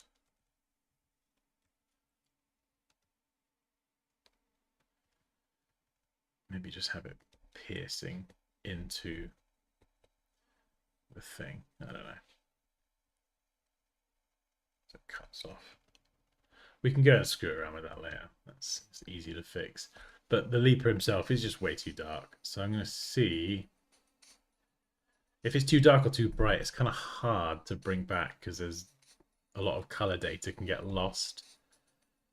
But we're going to try. So we'll start by pulling up the midtones. And then drop the part of the black down. Not too far though, because you can see there it becomes completely unbalanced to everything. Move a few highlights. If we zoom out, turn it off and on. Yeah, there we go. So you can see the original one, just too unbalanced, too dark, and we've just brightened him up a little bit to match the surrounding landscape. So I'm just doing this for all of them. So this is step number 2. All right, catch you in a bit, Andrea. Yeah, so this is the second thing to do after you've finished compositing everything. not compositing, sorry. Composing, that's the word, Dan. This one here, he's a little bit washed out as well. It's quite subtle. It does take practice, this sort of stuff. So maybe I might just drop the gamma. Highlights. Yeah, we don't want to drop you see the black, if we drop it down too far, it just becomes totally mismatched to the background then. So we'll do maybe a little bit. And that distant background, we might even need to balance that a little bit because it's too washed out. So let's just maybe adjust that a little bit as well. So we brighten up the sky a pinch. How's that looking? Yeah, just a little bit darker. Darker. And then that's kind of where we end up. So if we turn all the layers off for a second, just so I can kind of show you what we have done. I think that's all of them. That's pretty much where we started. And if we turn them all back on again, one by one,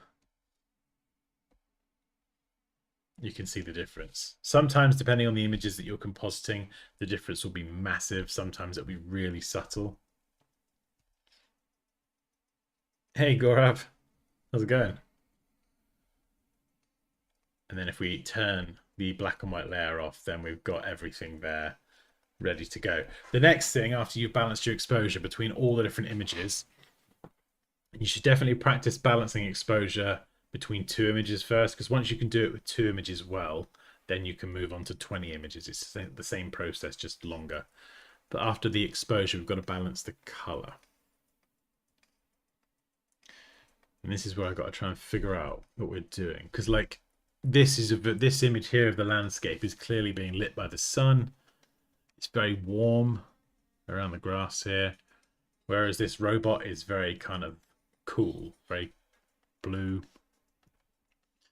Cool. So we've got to think about, are we going to warm the robot up?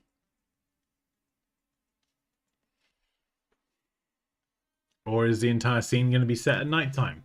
I don't know. That would look so good, actually. Oh, flipping heck. That would look cool. The flare at nighttime would look so good. Ah, and you could have the lights from the eye just coming through the darkness. That would look flippant. That would look. Oh, I know. I feel like a nighttime would look better. You know, she's got the highlight already there on her arm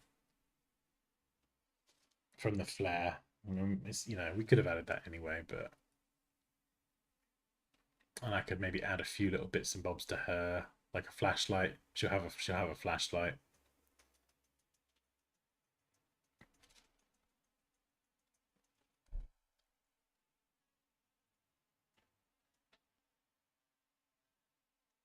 You think, yeah, you all think night.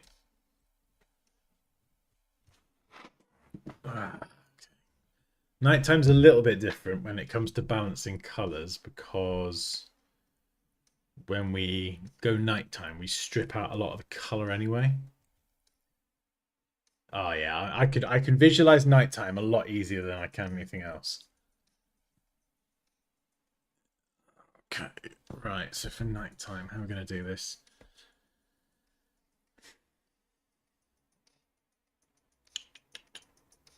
In fact, there's so many different ways you can do this. So we don't have the nighttime LUT like we do in Photoshop by default, but we can kind of simulate things. So how do I normally do it? Maybe recolor blue. Nighttime has a very bluish kind of hue to it. And you can drop the color down.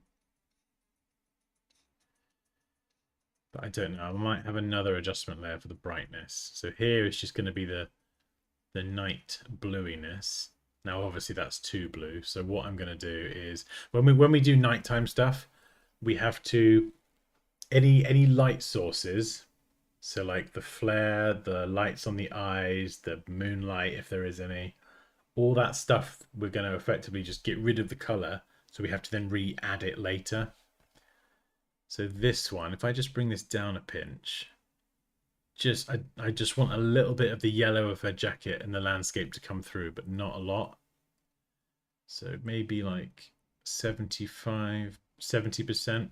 Just lets a little bit of color through, because even at nighttime you can see a little bit, usually, sometimes, but not too much. And then I use another adjustment layer for the brightness. Maybe exposure. We'll try that.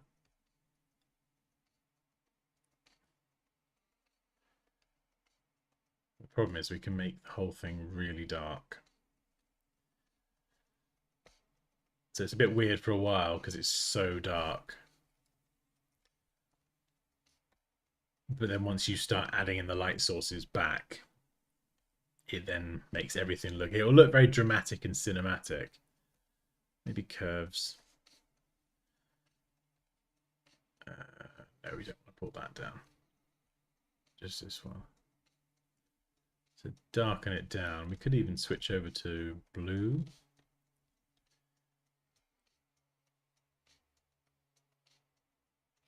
Do I want to?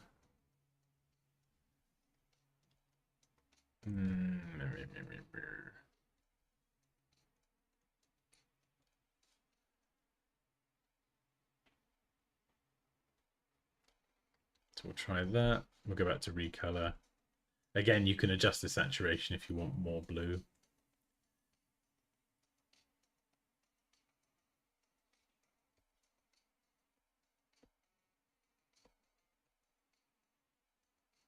And I think if we are going to go nighttime, I might want to switch the sky out for a nighttime sky.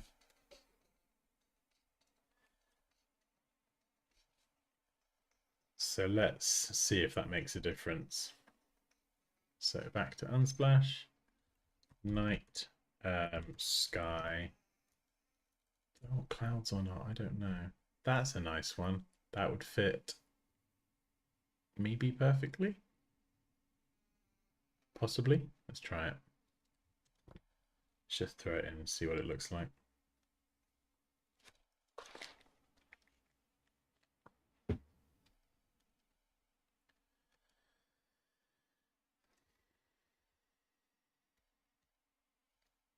Right.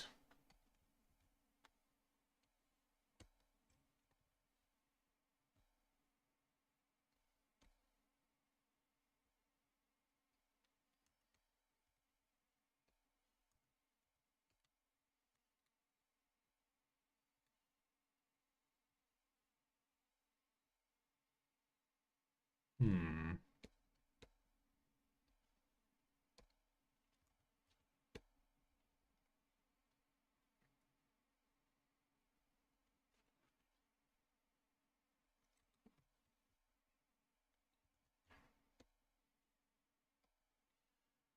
All right.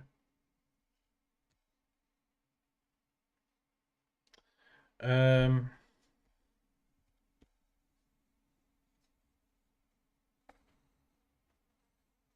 Yeah, let's do this actually. Delete that and add that mask. And then lock children. We should be able to move this around now.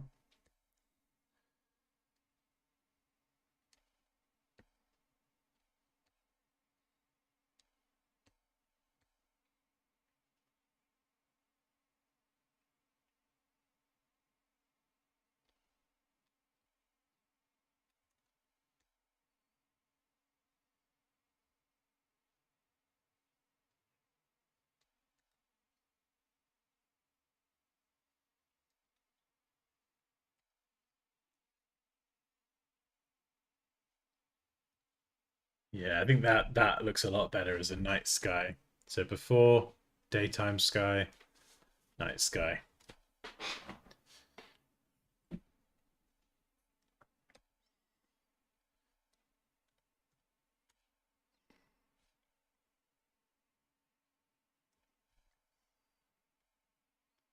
Yeah, there we go. Bit more pronounced. Slight desaturation.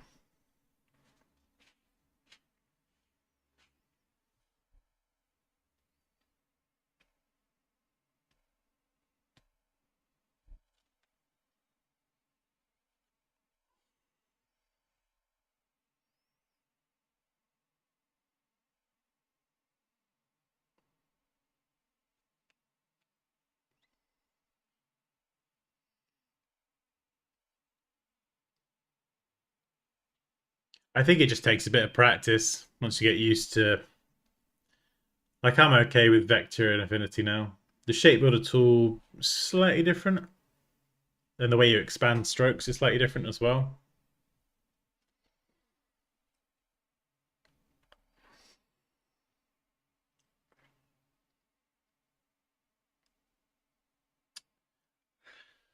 Right. Um. So nighttime scenes are a bit different, and if we're going to add fog, we may as well add the fog. Hmm. In fact, where are the light sources? We're going to have a moon somewhere. Because she's lit from there. The mech is lit from there. So there's got to be a moon over here somewhere. We're going to have to stick a moon in there. Yep, this thing's lit as well. This thing isn't, but we can get rid of those highlights. Everything seems to be lit from the right. So we're going to have to probably not have a moon behind. I think the moon will probably be out of shot, actually.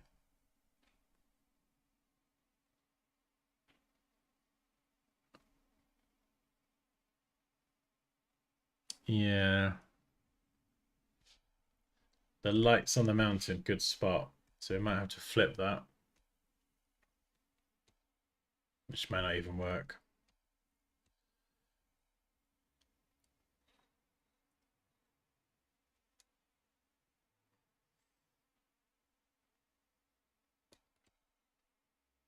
Well, maybe that looks better, actually.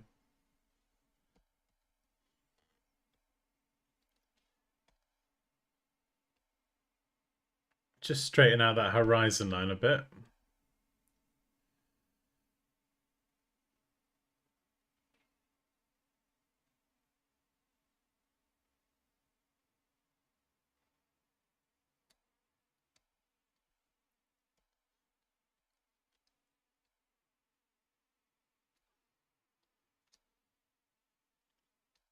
And then this, we're going to have that starry sky. We will need to do that again. Select the right layer.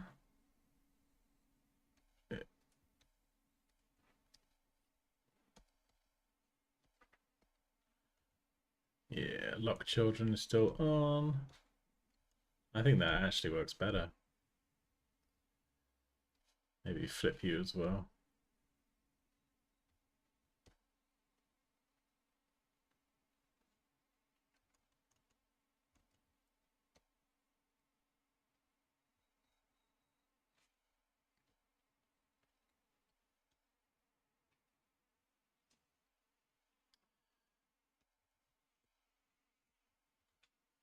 Huh, that looks kind of cool. The thing with going night mode as well is you really have to commit to getting everything dark and then adding the light back in, so it can seem scary at first.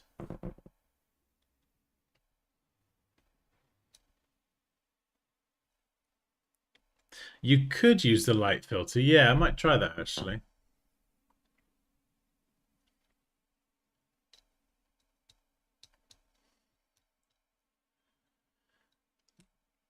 Because one thing we are going to have to do for the landscape is start adding some shadows and things in.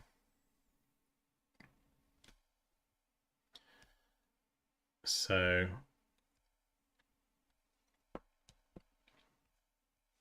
let's, yeah. So yeah, we could go and start doing it here. But because we're going to go for a nighttime scene, I'm probably tempted to keep those on and then do the shadows because that's a bit closer to how it's going to look. So now we're going to select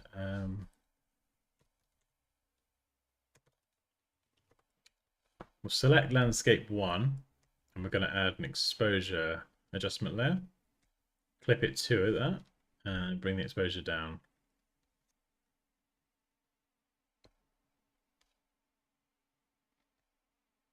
And then we'll add an empty mask.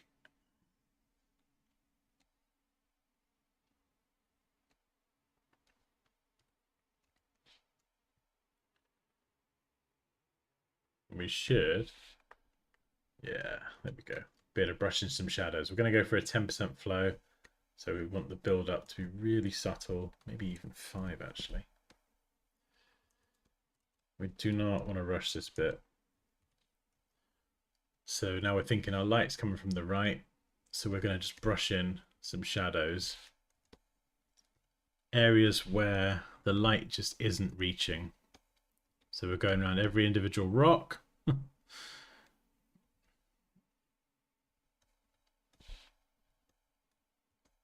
Parts of the grass down here.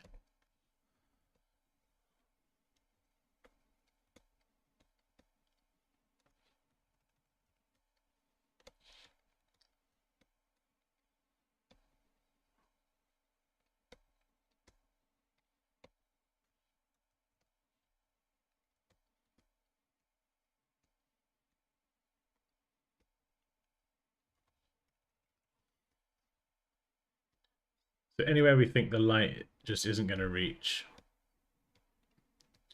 we're adjusting the exposure and darkening it.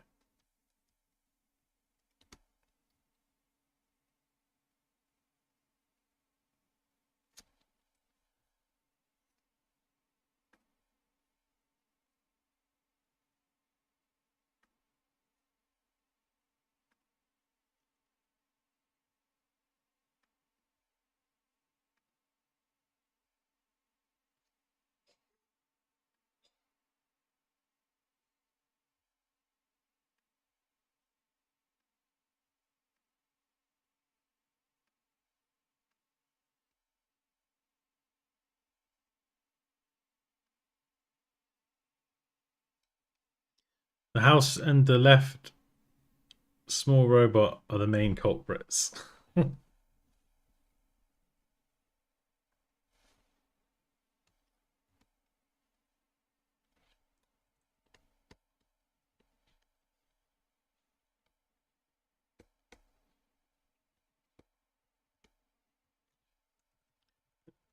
This is one of those things when you add these shadows that will have such a huge impact. You'll want to keep turning the layer on and off just out of sheer enjoyment.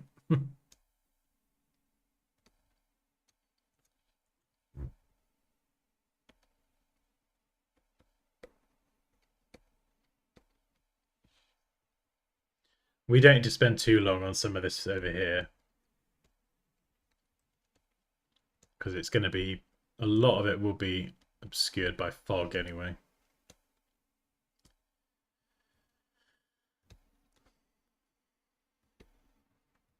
This is already pretty decent.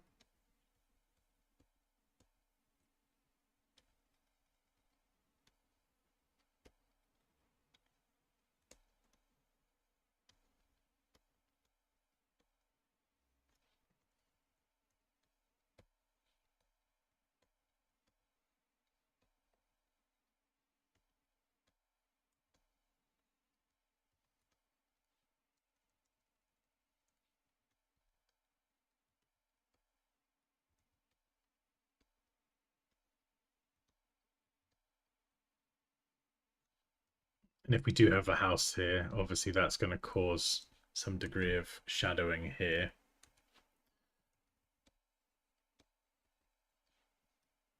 So we've got to factor that in. Down here would be a bit darker because it's kind of recessed.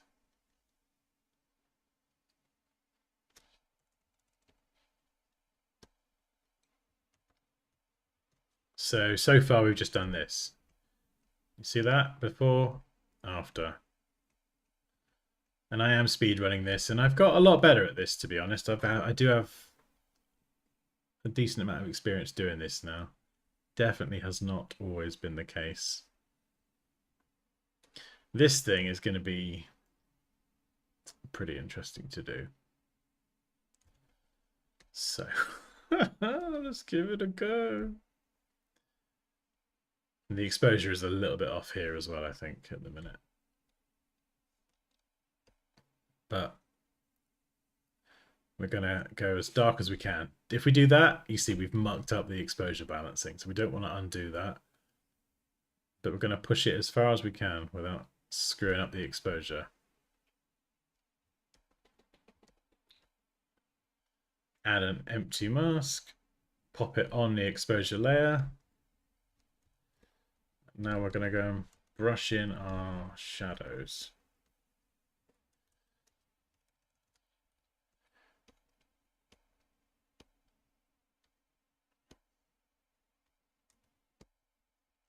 Inside under here.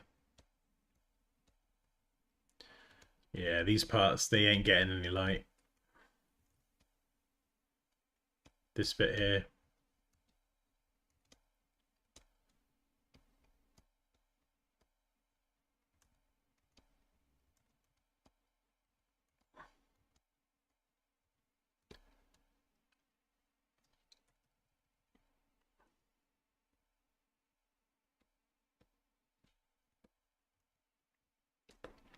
Around here.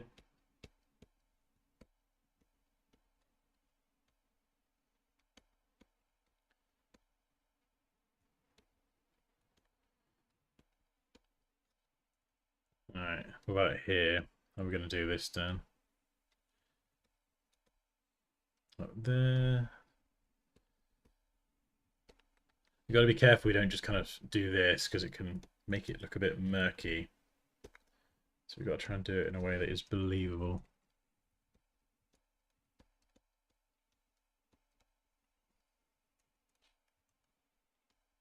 And if you do kind of muck it up, just undo and try again. Here, we'll just have a bit more of a pronounced shadow there.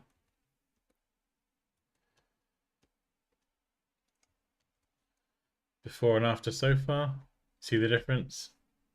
Flat, and then adding some more dramatic highlights. And this is our first pass as well. We could go and do another pass.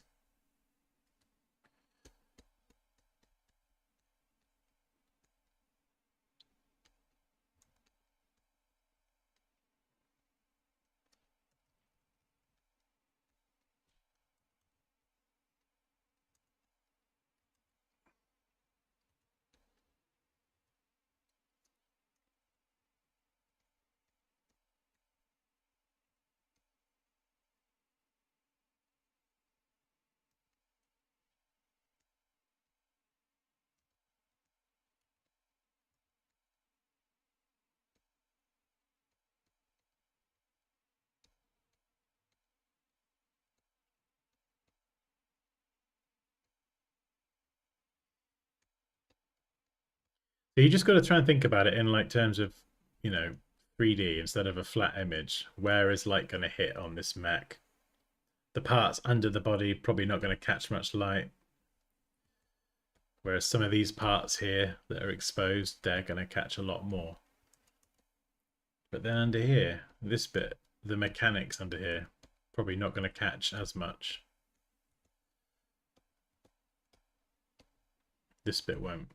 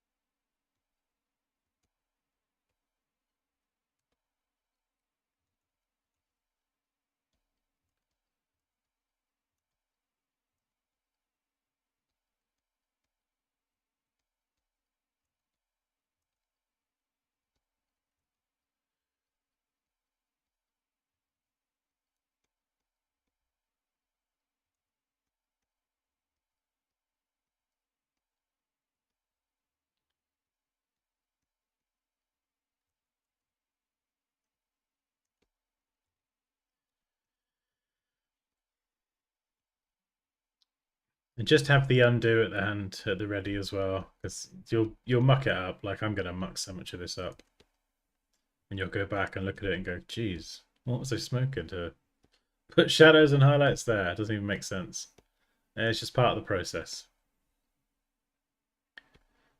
And I'm not an artist either. Well, I mean, I suppose you could say I'm an artist, but like, I'm not. I wouldn't ever call myself an artist. But what I mean is, like a traditional artist who understands composition, light, and shadow is going to have an advantage. So if you've got any sort of artistic background with painting or drawing or anything like that, you're going to have an advantage here. So before, after, you see the difference?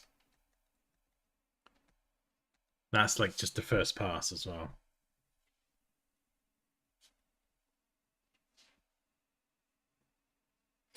Yeah, there's going to be a lot. The thing is, as well, this mech is very detailed and very metal. Lots of metal. So the highlights are going to be the shadows in this one aren't going to be too difficult. Obviously, I've done a few there, but the whole scene is a lot darker. But the highlights are going to be more. The highlights are going to, and the lighting is going to make or break the whole thing.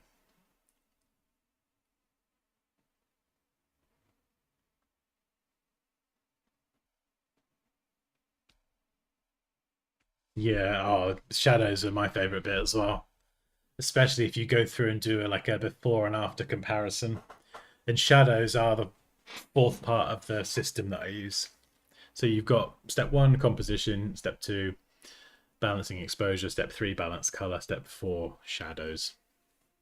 I used to call it shadows and highlights, but I got rid of highlights because highlights, lighting effects, all that sort of stuff, that does come after. Whereas the main four steps ending with shadows, like when I review photo manipulation work, those are the main four things that I can always point to one of them and go, your composition's off, or your exposure's not balanced, or you've not done your shadows correctly, or whatever. Those are the four things you've got to practice with just two images. Because once you nail those four things with two images, you can do it with 10 images, and then all the other stuff, the lighting, the effects, the fancy fun stuff, that comes after. But there's no point doing any of that until you've nailed the fundamentals of that sort of four-step process.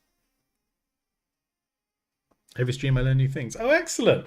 Fantastic. Well, okay, so just out of interest, what have you learned today then? What's like, if you could have like one takeaway from all of this and me waffling, what would be your takeaway from today's stream? Just out of curiosity.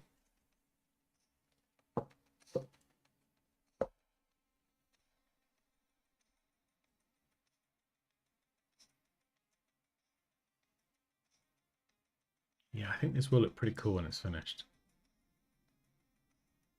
It's difficult with a nighttime one because you've got to get the balance right.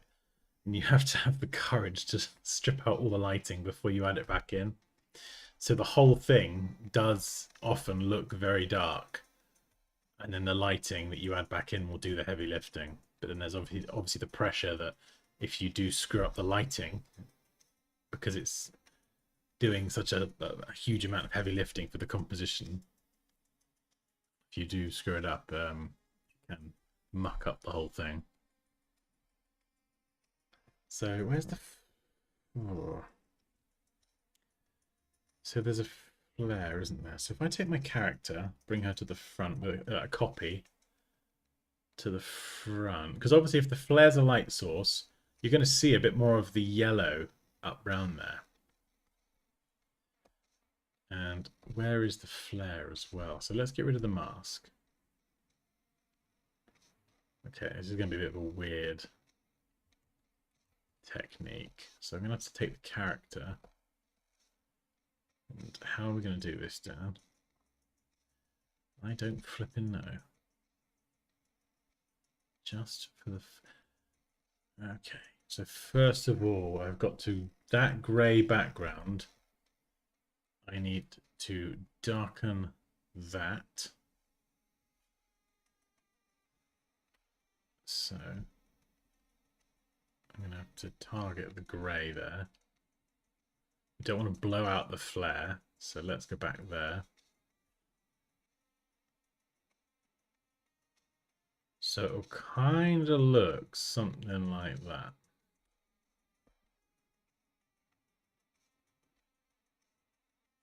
And then we're going to look at the, yeah, let's just try that. We'll try our blending mode.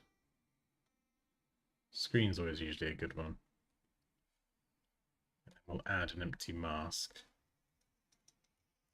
I don't want to, usually I wouldn't sort of get too heavy into effects just yet, but because the flare is such a big light source, we've got to like do something. The image caps off there, so we'll have to add our own smoke and things. And if I select the character,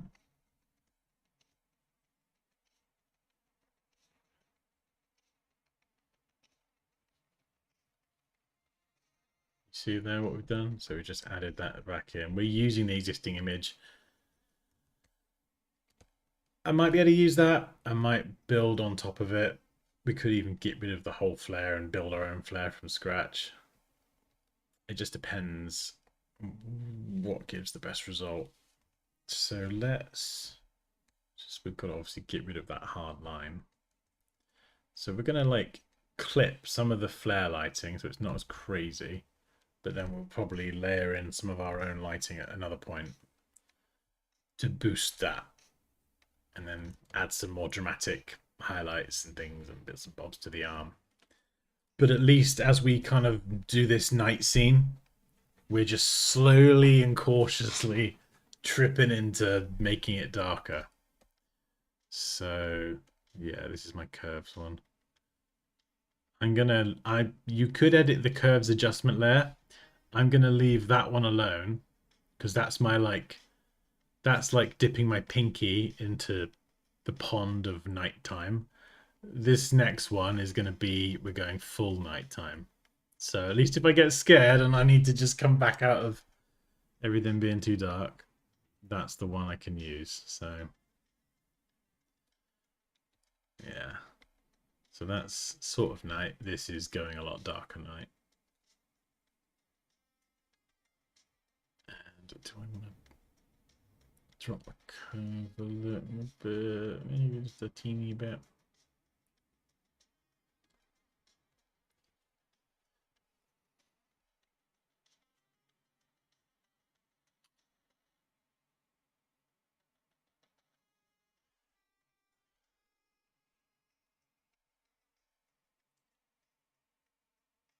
And the atmosphere as well. There's going to be like yeah, I think I might actually be a bit cheeky and add in the fog and the atmosphere, because there's no point me spending ages retouching shadows and highlights on the Queen mech if most of it's obscured by fog. It just doesn't make any sense. So I know that I'm going to have some fog in it. I've already decided that. So I may as well layer that in now as a starting point, and then whatever is seen still after I've layered that in, then I can spend time adding shadows and highlights to that. Oh, okay, cool. Match exposure and highlights with levels before I use curves in my workflow. Yeah, I mean you can balance the exposure with curves or levels. What are you doing, Ray?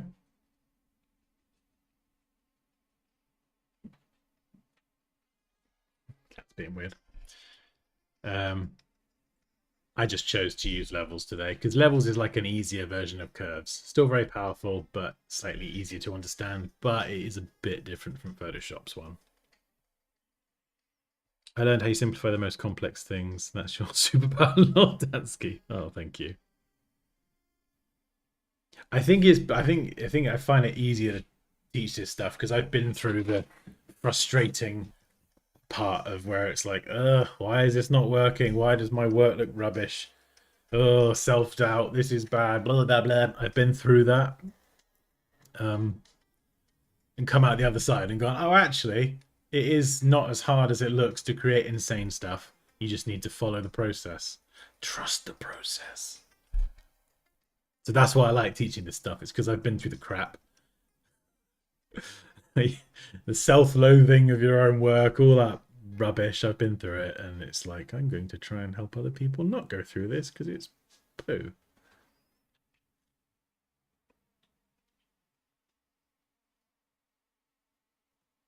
Yeah, we can use fog brushes as well. Um,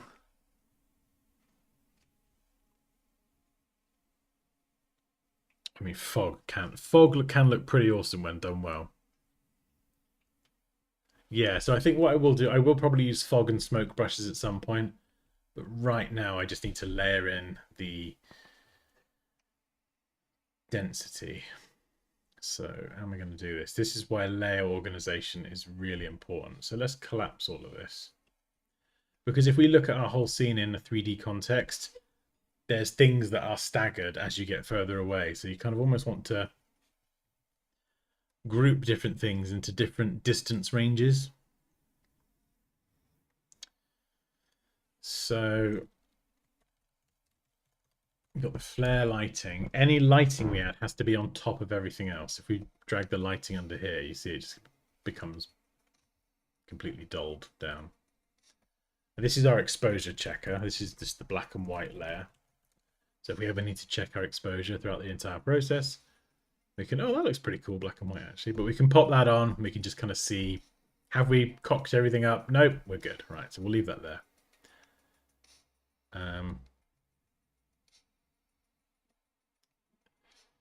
But then we need the character to be at the top of the layer stack. So this is kind of going to be like, you can do it in rows. So I could call the character row 1.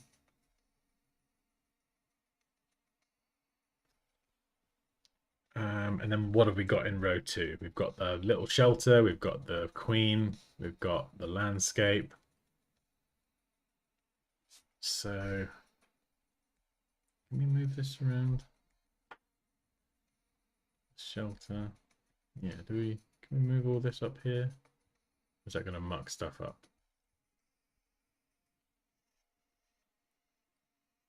I've lost my plane wreckage.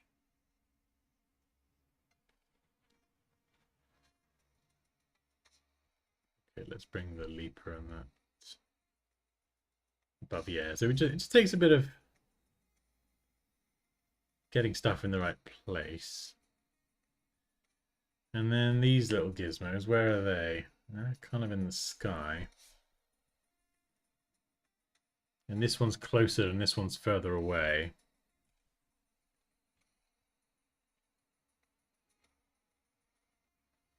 So I think these ones I'm going to bring a bit closer to the character. So they're kind of next. With the shelter as well. So these three are kind of, we got the wasp, the hornet, and the shelter. That's sort of almost like your row 2. And then you got the queen and the wreckage. That's sort of row 3. And then everything else behind it.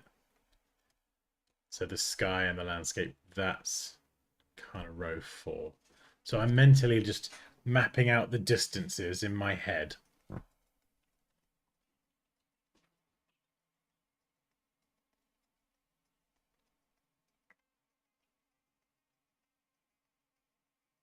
Oh yeah, I saw that, Gaurav. Thank you so much. Oh, you're awesome. Yeah, possibly some lens blur. It depends how you want to go with it. Because it's a wide shot, you don't want to blur out everything in the distance. But you could, if you wanted, to have the character really in focus and blur everything out. You could do that as a shot. But then you would just lose a lot of the loveliness in the scene. So I don't know. We'll save blurs till the end, but I think if there is blur, it's probably going to be minimal. What I do like to do is sometimes I'll add some grass or rocks or whatever in the foreground. So sometimes I might have like a rock here and then maybe something here, like a rock. This can be quite useful as a framing device because the kind of angles are sloped down. And so it's sort of almost leading your eye towards the subject. So it's kind of guiding you into what I want you to focus on, which is what's happening in the middle. So it's useful as a framing device and you can have it out of focus, but having it out of focus also creates depth. So you've got this bit out of focus here in the really close to the camera. Subject is in focus, and then as you get further away, it goes a bit out of focus. So there's stuff that you want people to see. So I want you to look at the subject and the giant queen mech and everything. That's nicely in focus. That's like the filling of the sandwich. That's like the cheese. And what sort of sausage are we going to have? Sandwich we're going to have. Sausage. It's like a cheese and sausage and ketchup sandwich. That stuff's all in focus. Bear with me. And then the bread, which is this bit here, out of focus. And the other slice of bread, which is the background far away, out of focus as well. That is like the thing that holds the sandwich together. But the bit in focus is the filling. Does that make any sense? I think it makes sense. Anyway. Sometimes you can have like grass as well. So I'll have like out of focus strands of grass. That looks like a really angry hedgehog. But but two angry hedgehogs. Hello. But yeah, it's quite useful as a framing device. Anyway, let's just stop being an idiot. So when I'm not spending too long like cutting things out and all that sort of stuff. I will go and refine the edges. But you notice we've done all this pretty quickly. We've done this in what, 2.5 hours. And now I can at least look at this and go, oh, hell yeah, this is going to look really good. Once I've added the flare in, I can look at it and I know that it's going to be, I'm pretty confident this is going to look flipping awesome. And that's why we try and speed. We don't rush everything, but we don't want to spend 20 hours pen tooling everything because we don't even know if it's going to work yet. So I always like to try and get the concept, follow the 4-step process and get the concept to a stage where I can look at it and go, yep, this is worth pursuing. Fundamentals are pretty all in check, apart from maybe the shelter, but that is its own layer. We can just, turn that on and off, refine it if we need to. I could get rid of it if I wanted to. I might even add, maybe, I don't know, add another soldier there pointing his flashlight at the thing, the queen, which would look pretty cool because you'd have his he'd be holding a rifle with a flashlight and it would look pretty good, shining up. But yeah, I feel pretty confident about this. Yeah, it should look pretty good. So we're just gonna do a little bit more today, and I'm gonna try and layer in some basic fog and atmosphere. And we'll see how it looks. Because I've stripped out the color, what color do I use? Maybe just white.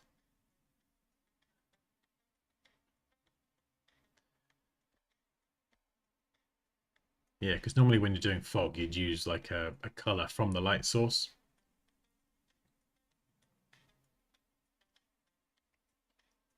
I mean, there's part of it that is a shame we've lost all this color. But I think once we bring some of it back, I think it will look pretty cool.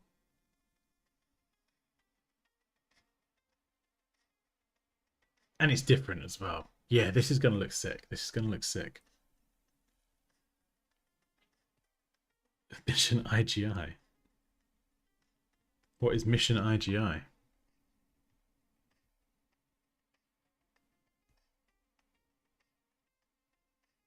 No, I don't watch wrestling. I watched it when I was younger. I used to love WWE.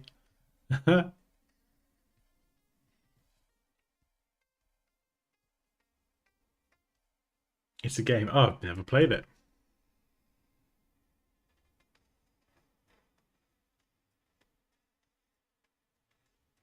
Oh, thank you. Yeah, I think it's got to that point now where I can look at it and go, this is going to look really cool.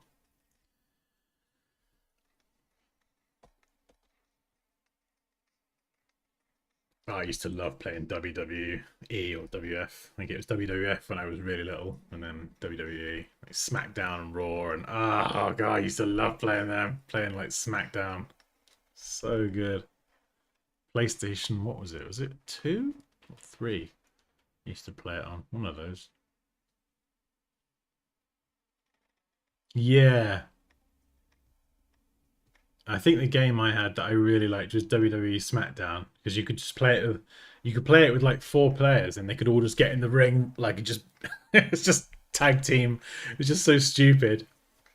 A character I used to love playing as was Bubba Ray Dudley, I think. Was there one called Rayman? I can't remember.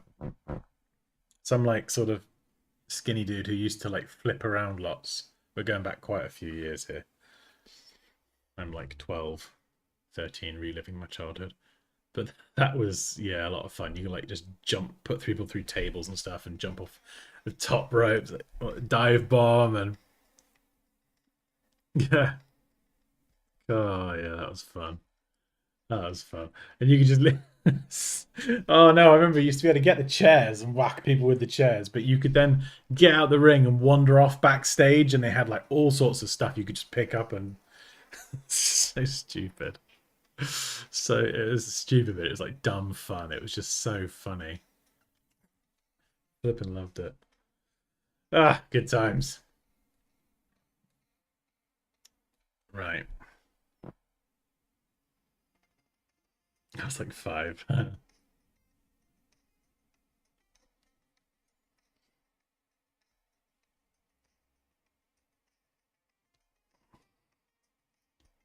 Yeah, it's a nice point to reach, Care, if I'm honest. It's a really nice point because even when I do, like, I've obviously got my confidence has grown over the last, I'd say 4 years in particular. I showed you the wolf one before. That was a really big turning point. But the biggest one was when I did the first entry for Benny's Spooky Edit War.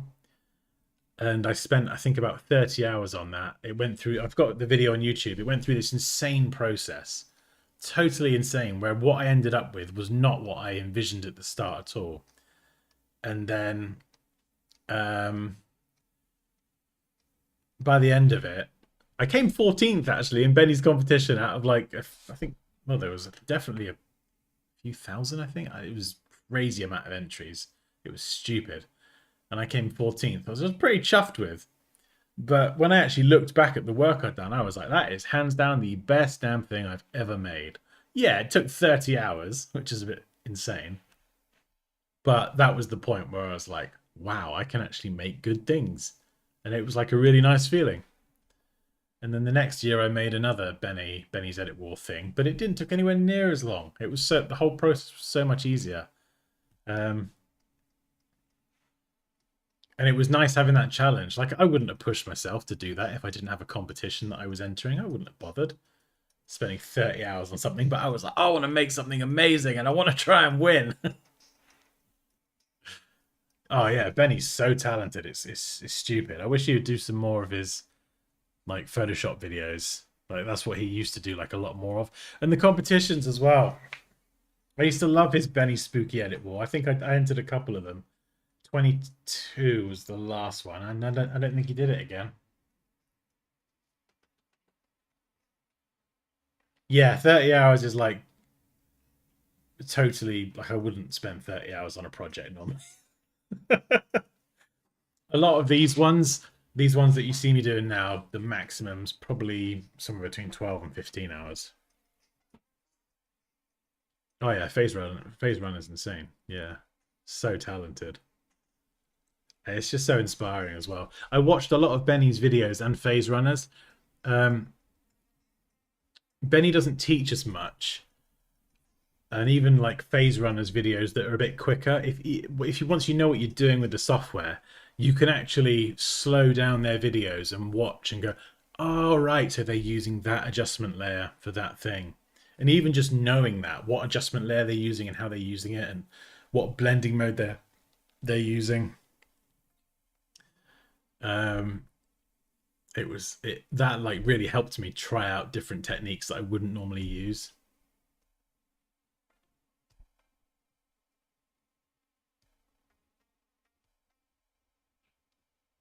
Yeah, I think yeah, I've chatted to Phase Runner a couple times over like Twitter and stuff, and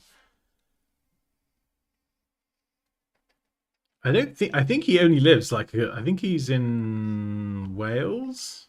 I don't think he's that far. That would be a fun one.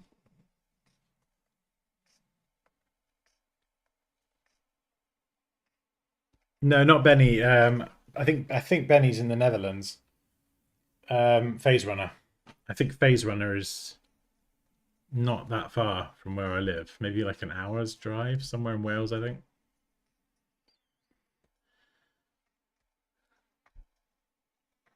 Oh, also, Affinity. I've got to be able to get rid of this grey border. Like, it's not even the same width. It's like a 1 pixel border here and 2 pixels over here. I hate the grey border. Please let me turn off the grey border. Please. Beg you. Just, I need a checkbox. Disable unnecessary grey border around edge of canvas. Thanks.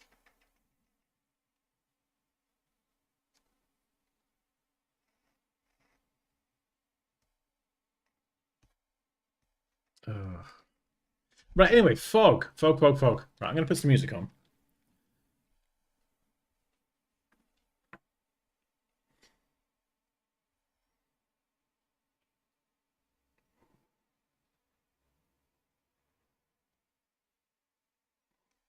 Ooh.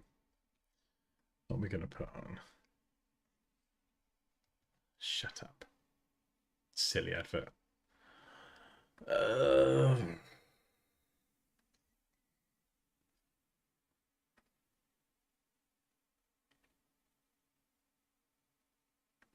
Right, there we go.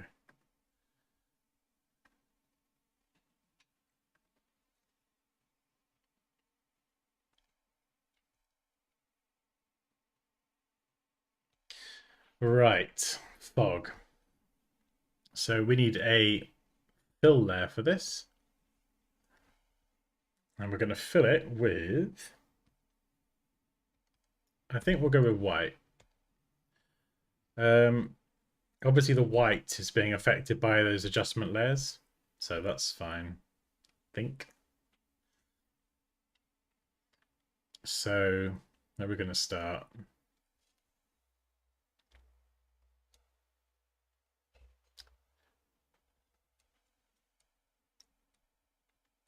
That could be the distance. We'll try that first. So empty layer mask, soft brush, the flow, we want this super low, somewhere between 3 and 5%. So whatever's further away is going to be a bit more obscured. So we're going to brush the mountains. And this is why we separate it as well, because, you know, I'm not able to affect what's in the foreground.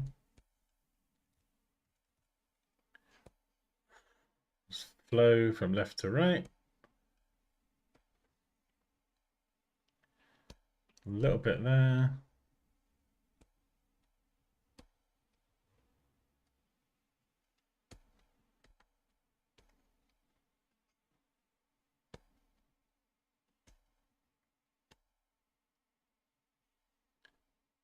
So there we go. There's one pass. And now, obviously this does muck up the exposure for everything, but it's fine because we're going to add more. So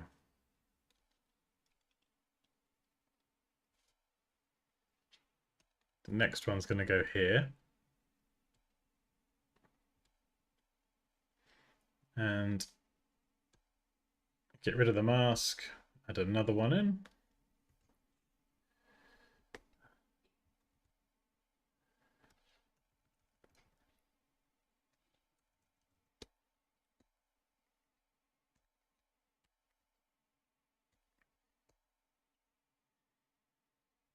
I'm doing this with a small brush, almost like waves of fog coming through, deliberately and consistently as well. Bit more around this because this fella is further away. And if we blend if we do more fog here, you can see that we're blending it into the first fog layer we've already done. Same around here.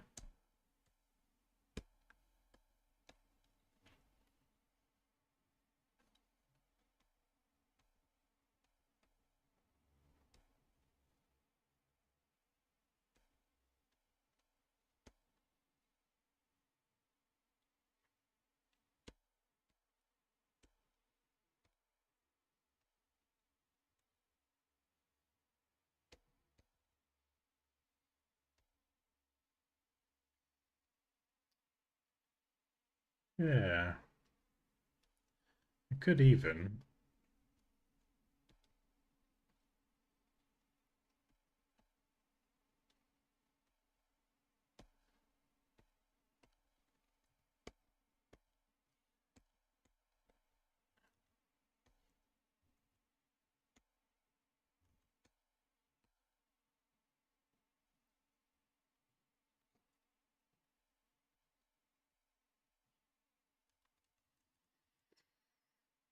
Let's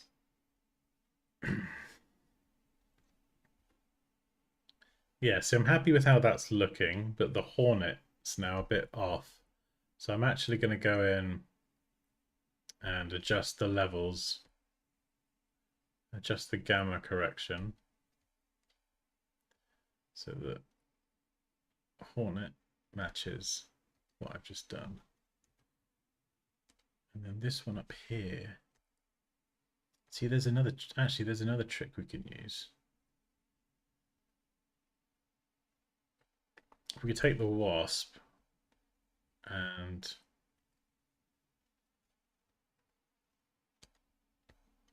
if we add a new fill there, pop it inside the wasp.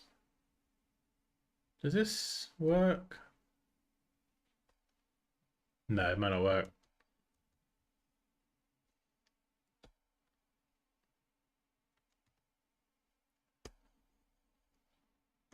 Just trying to brush in white. Ah, yeah, that's what I wanted to do.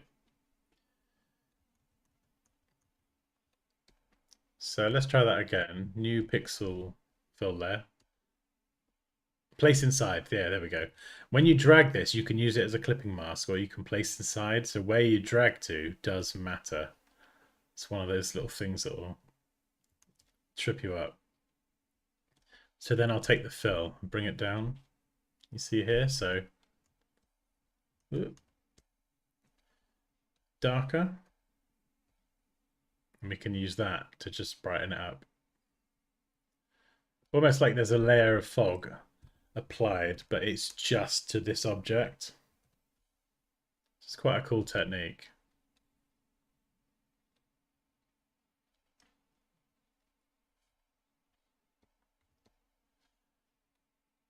And we've got the hornet. We could do it there as well, but we've kind of already done it with levels.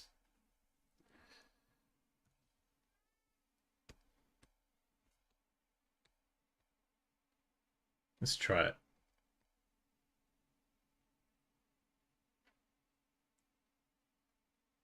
Oh, we could do a little one.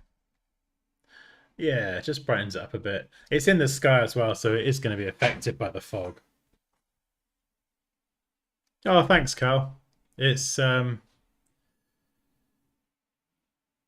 think it's just going through the process a lot and making a lot of mistakes, and it's fundamentals. It's all the fundamentals. None of the stuff we're doing here is fancy adjustment layers and effects. You know, we've not used any clever, fancy, amazing features apart from obviously the AI select subject's quite cool. But all we're doing is using brush tools, and we've used what? Levels, recolor, exposure, and curves. That's pretty much it. Just a few adjustment layers.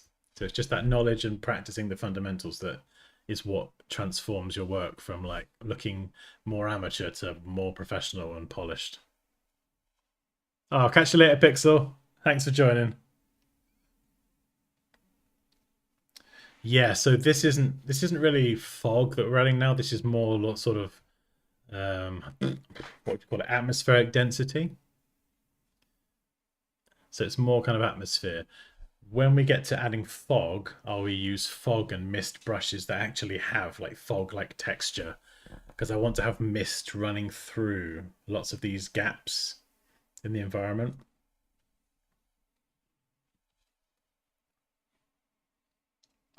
And then we'll add some mist that runs behind the character's back as well. But I think, yeah, that's probably gonna do it for today. And this is a really, really, really solid start, actually. That's turned out all right. Honestly, I had no idea. Like, even not that long before the stream, I was thinking, oh, what am I going to do today? And this was the one project that I've sort of thought about, but not really done much with it. I've kind of thrown everything together yesterday just to see if it could work. And yeah, I think this is going to look pretty cool. It's going to be very dramatic, very like dramatic lighting. Yeah, it's going to be insane.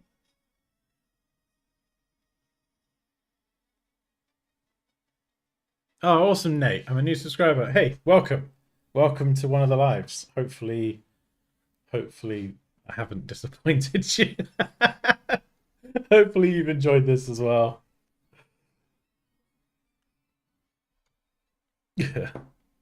Sorry, Dan. I subscribed. I came. You were disappointing. I've unsubscribed. Yeah, this is the thing. This is why I always sort of bang on about doing it slowly and following the process because it looks really good now, but it's nothing to what it will be in the end. Now I've got to this point, what I could then go and do is be like, right, I want to work on the character. Maybe I want to add like a little shoulder light, a flashlight to her shoulder, some rips to her jumper where she's been in a battle, maybe a few bits like that. I might add some more hair, some stray hairs coming out, and then you have the obviously the stray hairs over here are going to be a bit more red, kind of or pink, catching that light. I might add some more firearms, a rifle to her backpack, a tag hanging from here, something swinging around, a canister. Maybe a little LED sci-fi kind of holographic communication device here that's casting a little light outwards. Like I can really start to now. I'm confident that this is going to work. I can then have a bit more fun building out the characters in the scene. I could even go and add some more stuff at this point. I could go and refine that structure or add something into the distance. We've not gone too far ahead where it's like, too late to add things. So if I did want to go and tweak some bits and pieces, I could still go and do that. Like the Queen, actually, if I just go to the Queen. I think the leg here seems to have come away a little bit. Or is that... Yeah, so let's just go and brush the leg back in. There you go. Don't worry, Queenie, I'll sort you out. But yeah, and also take breaks. Take breaks, because if you stare at the same thing for too long, it can drive you mad. And also when you do, if you're new to this stuff and you try it and then what you do looks rubbish, honestly, just don't worry about it. It's part of the process. Even if you make something that looks crap or rubbish and you hate it and you're like, I'm terrible, just think of it this way. You've done something. Every time you try something, even if you fail in Photoshop. So this is your experience bar. Okay? Every time you attempt something, even if it fails, you get experience. You just tried it again, you failed. You failed. You succeeded. You get loads of experience. And then you fail again. And then you quit, and then you come back. But you came back, so you get more experience for coming back. You are getting better, slowly. You are getting better. And then something will click, and you'll be like, oh my god, I've just created the best thing in the world. And you'll get loads of experience. And then the next thing you do will suck. And you'll make something else that sucks. And you'll think you're rubbish, but you'll keep going. And then, oh, boom. You just got to level 2. Congratulations. That's the process. Even when I start some of this stuff now, I've got no idea if it's going to be good.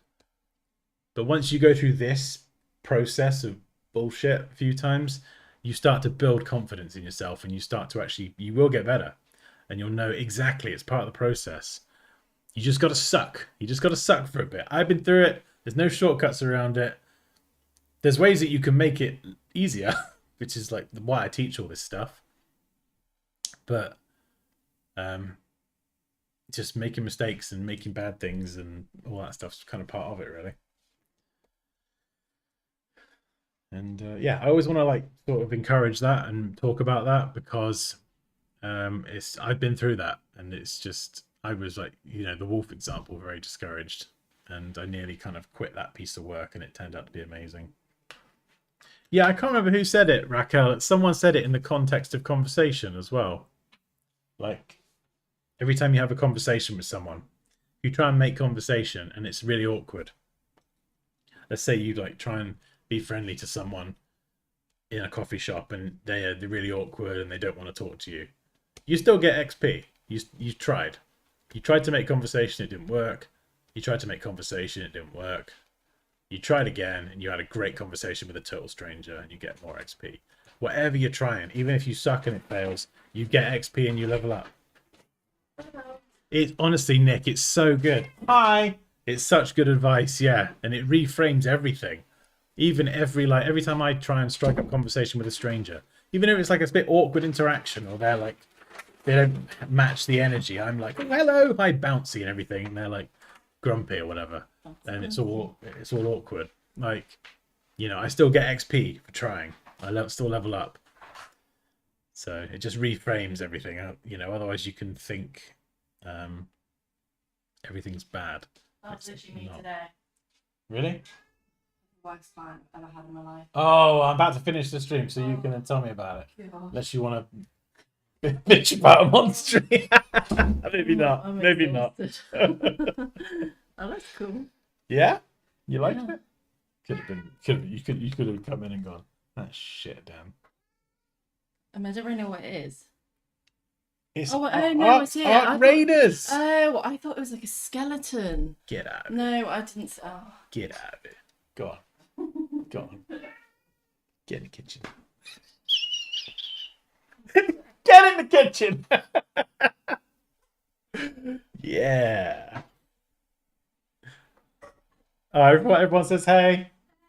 Puppy says hey. Oh, right. I'm gonna go and find something to eat. Maybe I'll eat the cat. I've not eaten a lot today, so he's looking quite tasty right now. Do you mind if I eat you, Roo? He doesn't care. That cat wouldn't do anything. Were you wearing the glitter pants?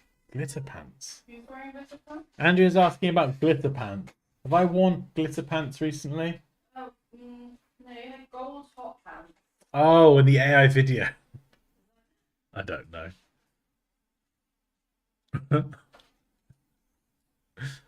It's the AI. It's not real. There's no real video of me in hot pants.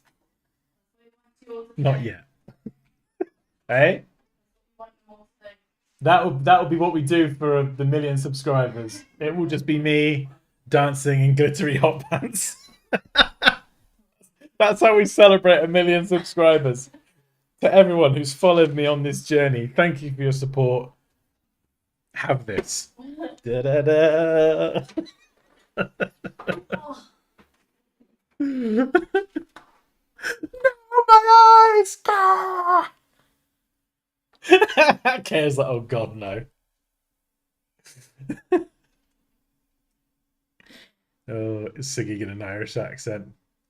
Goodness me. Oh, that would be funny. Do you like me golden heart pants? Oh. Damn sexy. Right, that is my brain. Barbecued and fried.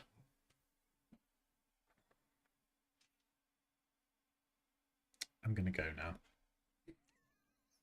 God damn, my brain is cooked. I need me some chicken. Oh, we got to figure out, didn't we? What? Oh, good lord. In the tacos thing. Oh, yeah. Oh, damn cat. Oh. Welcome. This is the Catbug 590. Semi-automatic.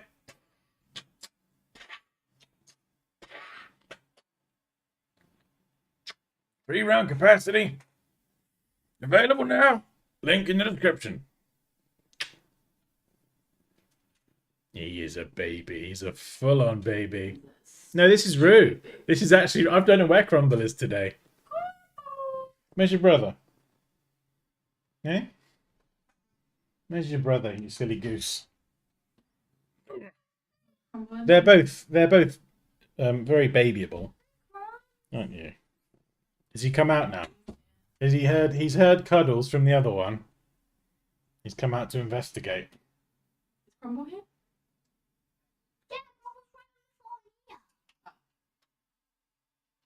What's for dinner? Yay! Can I do them? Dan, Yes. there's a new Stranger Things trailer. Stranger Things. Honestly, Cal, these cats are the most lovable, ridiculous cats. He's just... I mean, like... They're just so ridiculous. They're just like very malleable, if that's the word.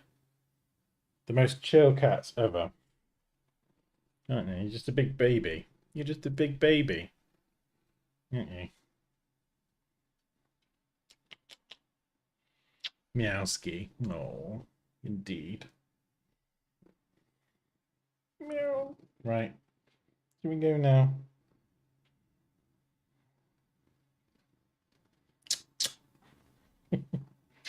Silly goose, aren't you? My 12 gauge cat. Right, yeah, cool. Thanks for joining today. This was fun. Good to be back after a week off. Don't know what that was. So yeah, that's it really. I guess I'll I'll see you on Wednesday. I guess we might carry on with this. I know we normally do an Adobe one, but I feel like I'm going to find it hard to not carry on with this because it's intriguing. They're silly cow. They're very silly cats. Very adorable though. Right. Right. Let's try and end the stream properly, Dan. Yeah. Outro. See you later. Bye.